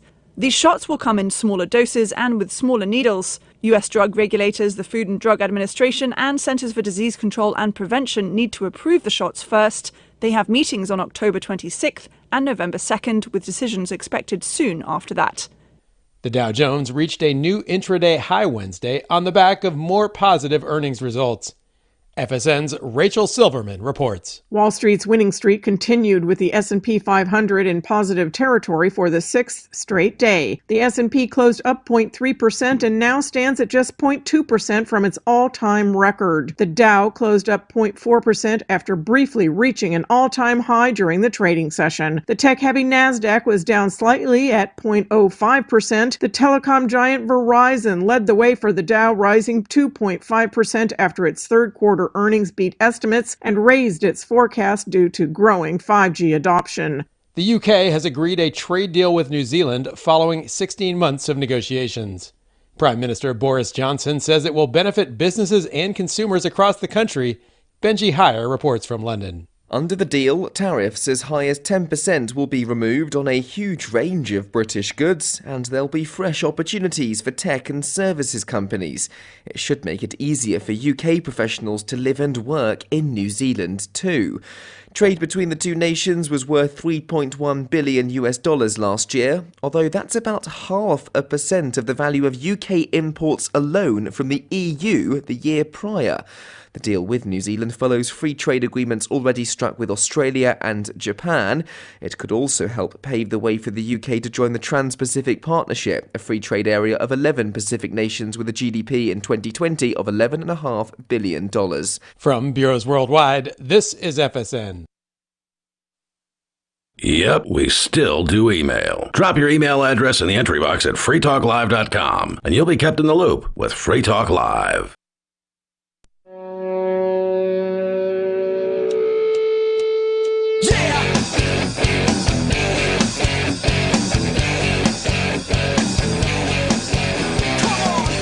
It is Free Talk Live, and you're invited if you want to join us here. The number is 603-283-6160. That's 603-283-6160. You can weigh in on whatever is on your mind. Here tonight, it's Ian, Nikki, and Aria. We're talking about some of the walkouts, protests that are going on with healthcare workers at hospitals and such. Aria, what's going on? Well, it doesn't ever actually say that anyone is quitting over the mandates, right? Or the vaccine mandates. Okay. It mostly lists burnout as the reason, not getting paid enough, long hours, marathon shifts, angry patients. The resignations and strikes hit as hospitals are dealing with the Delta variant. An influx of chronically ill patients who postponed care last year, a poor decision, and in many states... Well, hold on. A lot of people didn't postpone care. They weren't allowed to get care, remember? That's it was true. You need to have this thing fixed? Well, we're not doing that right now. Due to COVID, you'll just have to come back later and have your liver transplant done or whatever. Yeah, the elective surgeries, but elective surgeries could mean like anything, you know? Imagine how many people are going to die early because they weren't allowed to do cancer screenings or whatever last year. Yeah. How about the people that are going to die because they can't get a kidney transplant because they're not allowed to if they don't have a vaccine? That's a thing now. Yeah, that's happened. Nikki, you were saying, I think it was off the air, that was a hospital you know about? No, I met this man in person, and he was telling me that he needs both of his kidneys replaced, and that he was told that unless he gets vaccinated, that he can't get his kidney replacement. He'll stay on the list, and he'll slowly work his way up. But once he gets to the top of the list, if he's not vaccinated, they'll skip him and go to the next person. Because there was a story, I don't know if this is I would guess this isn't the same guy. There was a guy who got a letter, or gal, I don't know who it was because they blanked out the name on the letter, but somebody posted a letter from like the Department of Colorado something. It was like a Colorado college hospital or something. And they said exactly the same thing to this person was, okay, we'll still keep you on the list, but unless you get vaccinated, you're never going to get the kidney you want. Yeah. Need. Yeah, right. You need. Yeah. Sorry, your life just isn't that important compared to these people. Despicable. So it's happened to more than one person, unless that's the same guy, and I doubt that it. No, it's not the same guy because this was in Massachusetts. Right. So these labor issues also come amid a broader staffing crunch that has forced health systems in regions hit hard by the Delta variant. Oh, but do no harm. Yeah, right. That's what they say. That's what they say. It's like the doctor's creed or whatever, right? So now they have to rely on expensive traveling nurses, the National Guard, or state officials loosening licensing requirements to expand the pool of possible staff. Well, how are they going to rely on the National Guard when now there's talk, at least, that now they want the National Guard to go to the ports? Because remember, that's a good point. Yeah. The ports are also not moving product fast enough. Yeah. Of course, there's not enough trucks to put them on, so that's another problem. Yeah, see, this is what happens when government gets involved. I had an article about this yesterday, and we just never got into it. Now they're just dumping these cargo containers in front of people's driveways and stuff. What? Because they've got them off the ships now because Biden was like, keep the port open 24/7. Yeah. But they have nowhere to put them. That was what caused them to have to stay out there in the first place. So they're just dumping them in front of people's houses. Oh my gosh. We'll move this when we can. That's the crazy. government's solution to this problem is relocating the problem to your front lawn. Wow, that's nuts. And that's actually happening on the West Coast. Wow. So yeah, it's completely stupid. And I don't even think they'll have enough National Guard people to do all these jobs because they want them in the hospitals, they want them at the ports, and they want them to drive school buses. So it's like they're just having them do it. They're probably going to have them start working at the local McDonald's because they don't have enough staff. It's like ridiculous. I just want to suggest to parents, if you go to put your kid on the school bus one day and you see some military dude there, let your kid stay home that day. Just don't put them on there ever. Find a new school. Homeschool your kids. Yeah, you should be doing that before the military shows up. Like, just don't send your kids to government school. Period. Absolutely. So this frustration is translating into organized walkouts across the country. Thousands of workers are striking in some of the nation's largest health systems, none of which have I ever heard of. On Monday, 250 nurses in Chicago's Community First Medical Center voted to go on strike. Multiple employees contacted by Politico said healthcare workers feel like they've gone from, quote, heroes to zeros in the eyes of the public, making it harder to tolerate the underlying stresses of the job. And it never actually says that this is because of the mandate. You're right. But they're keeping that out. But that line right there, that's one of the ones that people who have been protesting the mandates have been saying. So, I've heard Nikki say it. Yeah. Yeah, you were heroes last year. This year, you're a zero. Yeah. This year, you're being thrown away, literally, like a tissue. Yeah. Yep. Used up, thrown away. It got to the point where seeing signs outside the hospitals, heroes work here, appeared a little hollow. It's almost like it's been forgotten. Healthcare workers. It was hollow back then. Oh, yeah, absolutely. It always was. And it was gross. But now we don't even get the pizza parties. At least during like the beginning, we were getting like monthly pizza parties. No. Now we don't even get that. Healthcare workers who spoke with Politico said they had hoped to capitalize on the public goodwill they banked at the outset of the health crisis and seized this moment while demand for their services has never been higher. While they acknowledge they may incur public scorn for walking off the job in the middle of the pandemic, they say they have no choice but to exert whatever leverage they have. Doesn't really say what they're trying to achieve, but the fact that they're not mentioning that suggests that they're trying to do something about the vaccine mandate. That's just what I'm feeling from this. So, Nikki, have you heard about any kind of organizing where you work? Is there anything? Not really where I work, but in St. Vincent's, that's a hospital in Worcester. They've been I think this still was during COVID, but they've been striking for like almost a year. I think it was because who's working? Scabs? It was basically it was because of staffing conditions, and actually one of our new hires actually came from that hospital because she was like, well, I need to start working and I'm not going to work there, but I can't promise her that this hospital will be any better. I think all of the You're about ready to be fired yourself. Yeah, I guess this is next week's going to be my last week working there. So, or at least we'll see how long before they give you the pink slip, right? Because you're just going to wait and see. I guess so. Right? Yeah. I mean, even if these nurses aren't protesting and striking because of the mandates, whether they know it or not, they're still striking and protesting because of the mandates. Because they're already overworked, understaffed, and underpaid, and they're going to lose something like 20% of their coworkers, which is just going to make them more understaffed. And more overworked? It's really just a snowball effect, because I know where I work, we've been getting a lot of people quitting and going to better hospitals. I mean, people are literally commuting to Boston, and that's like an hour drive from where I'm at. So people are just looking for better working conditions, and the more people that quit, then nurses are getting mandated to stay for extra shifts. We don't have enough staff. How long is a typical shift? 12 hours? 8 hours where I work. So instead of working 8 hours, now you're working 16 hours unless you can find somebody to come in early for you. But then in that case, you're still working a 12 to 13-hour shift. So you're working 4 to 8 hours longer than you were expecting to work. 16-hour shifts. I mean, you're talking about mistakes are going to start to be made, right? Yeah, I mean, people's lives are going to be at stake. This is not safe. So people are quitting because, I mean, that's ridiculous to expect people to work under these conditions.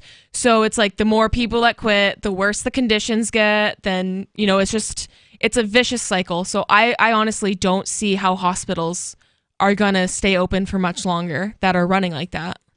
I imagine a fair bit of them are going to close. Yeah, I wonder if we're going to start seeing those closures and how soon. And I predicted that if they enforced the vaccine mandate where I work, that the hospital was going to close. Because that's like 20% of our staff. But then, I'm being told that some people are actually caving because they're scared. I mean, they have kids, they have houses. They got bills. They're scared of losing their jobs. And as much as I want to say, no, stand up for what you believe in. Like, this is an important cause. Like, don't back down. I don't have kids. I have a support network that I can fall back on.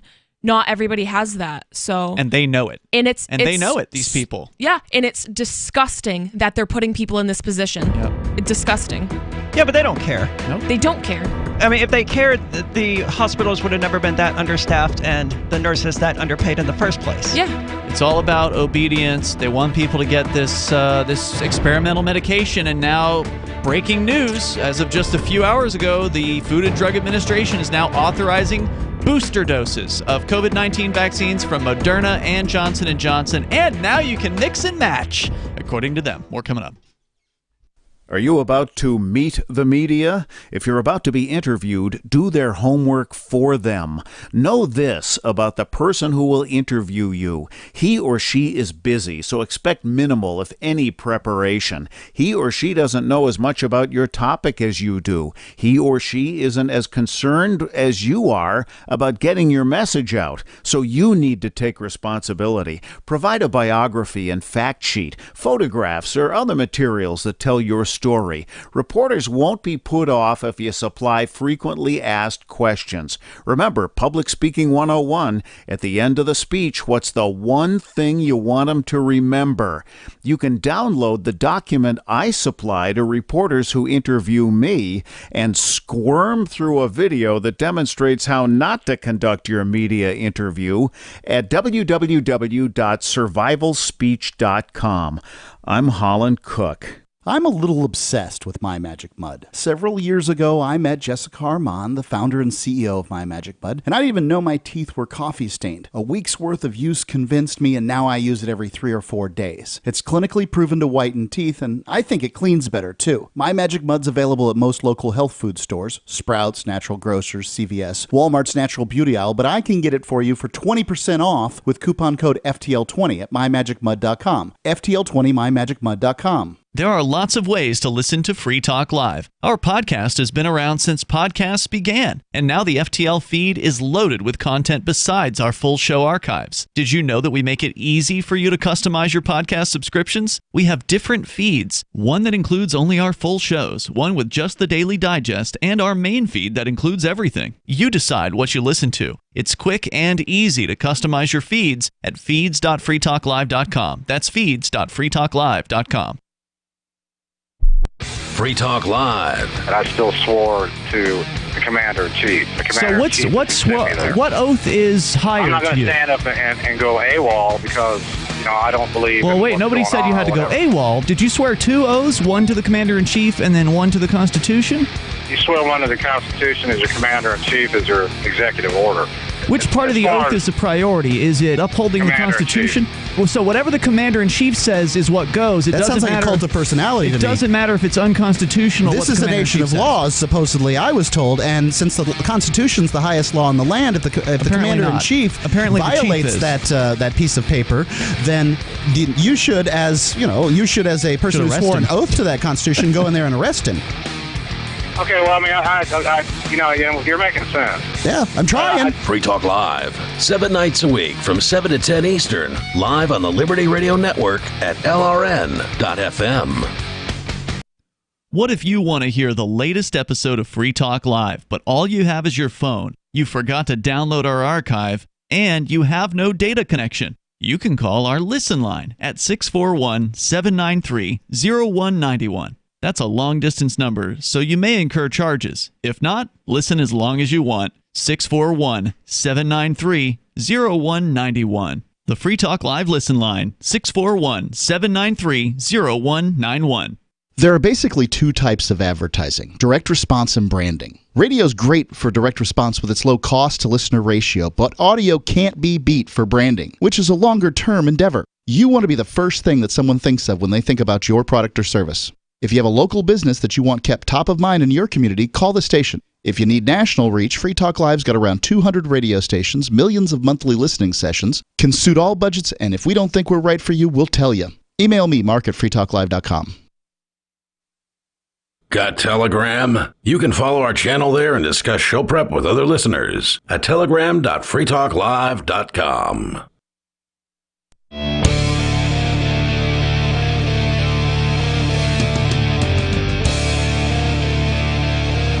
This is Free Talk Live. Moments remain, but enough time for you. If you want to join us, the number is 603-283-6160. Maybe there's something happening where you work, where people are standing up for themselves, because ultimately that's what it's going to take.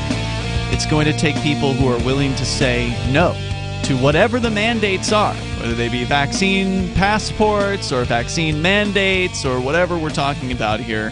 If people don't say no, then they're just going to keep on coming up with new mandates, new businesses that are going to be told to shut down or else, and it's never going to stop. New rules, new regulations, they'll just keep shoving them right down your throat until you go out of business or get gobbled up by a larger competitor or whatever. They don't care what happens to you. None of this stuff is ever going away. No, I'm sorry, it's not. In fact, there was another something else by, I think it was the FDA, because they're trying to push for kids getting the vaccine, right? Yep. Like that's the next step besides boosters, which is the other news. The least at-risk population, by the way. Yeah. Right.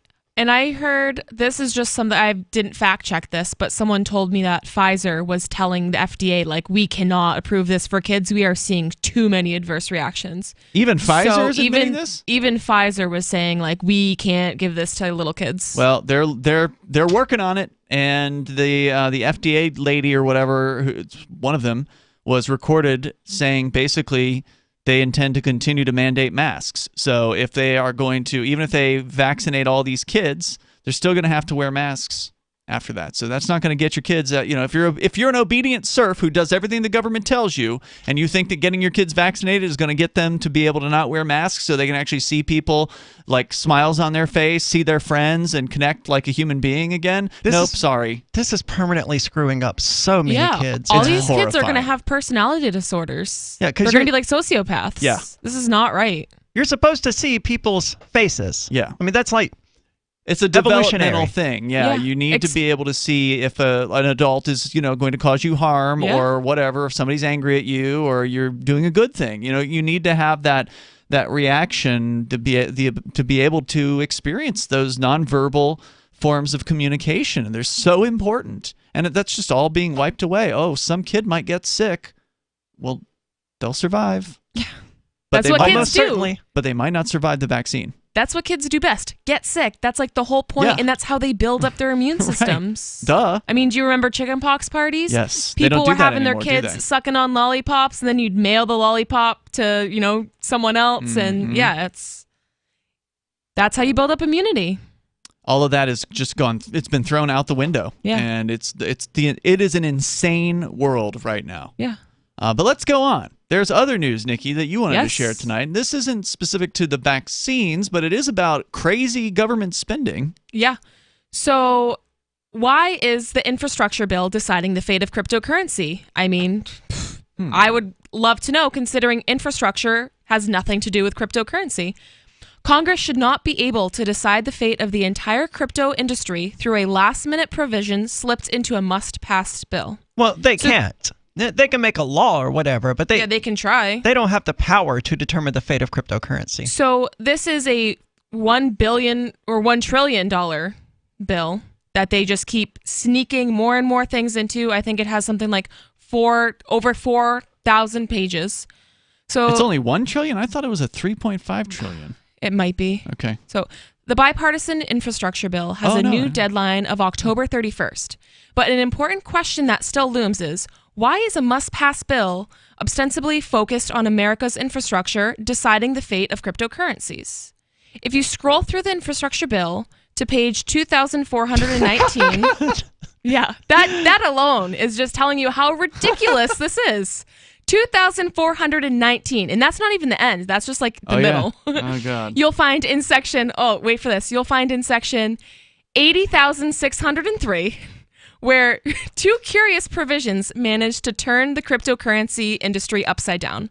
The first amends that the Internal Revenue Code to redefine the term broker so that it includes any person who is responsible for regularly providing any service effectuating transfers of digital assets on behalf of another person. So this is back, basically. The crypto industry was all in a tizzy about this earlier this summer, this redefining of broker, and they thought they were going to make some headway, and they were going to beg some politicians, and the politicians were going to listen, and nope.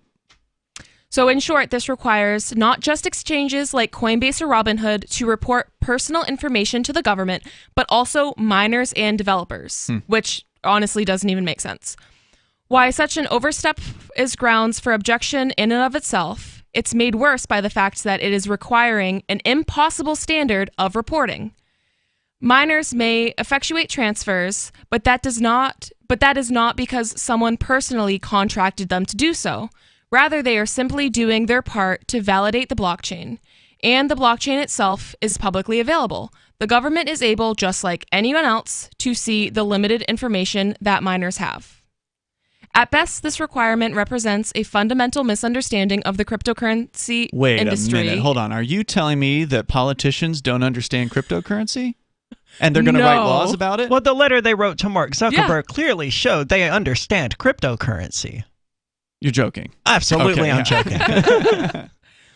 Yeah, these people are a bunch of old people who have no clue. No clue what they're talking about. The internet's a series of tubes. That's right.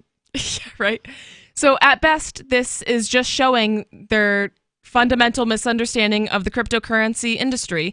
At worst, it sets a de facto ban on mining and other routine activities in the industry. Scroll through another couple pages and you'll see where matters get worse. The bill also seeks to include digital assets, i.e. cryptocurrencies, NFTs, and the like, in section 60,501 of the IRC.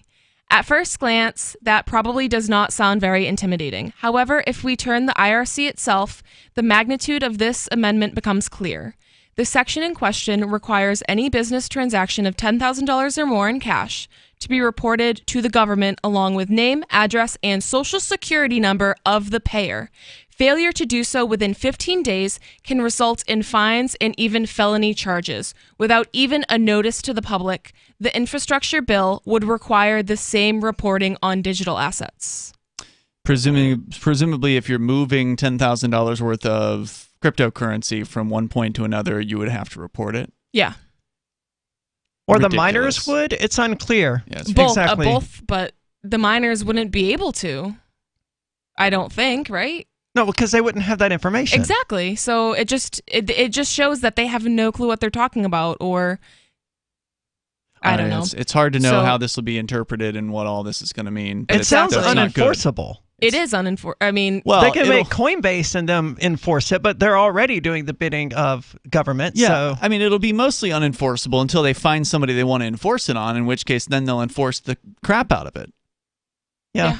They'll get all the information that person has from all the centralized exchanges, and they'll just go whole hog on that one individual or that company or whoever they want to pick on. Yeah.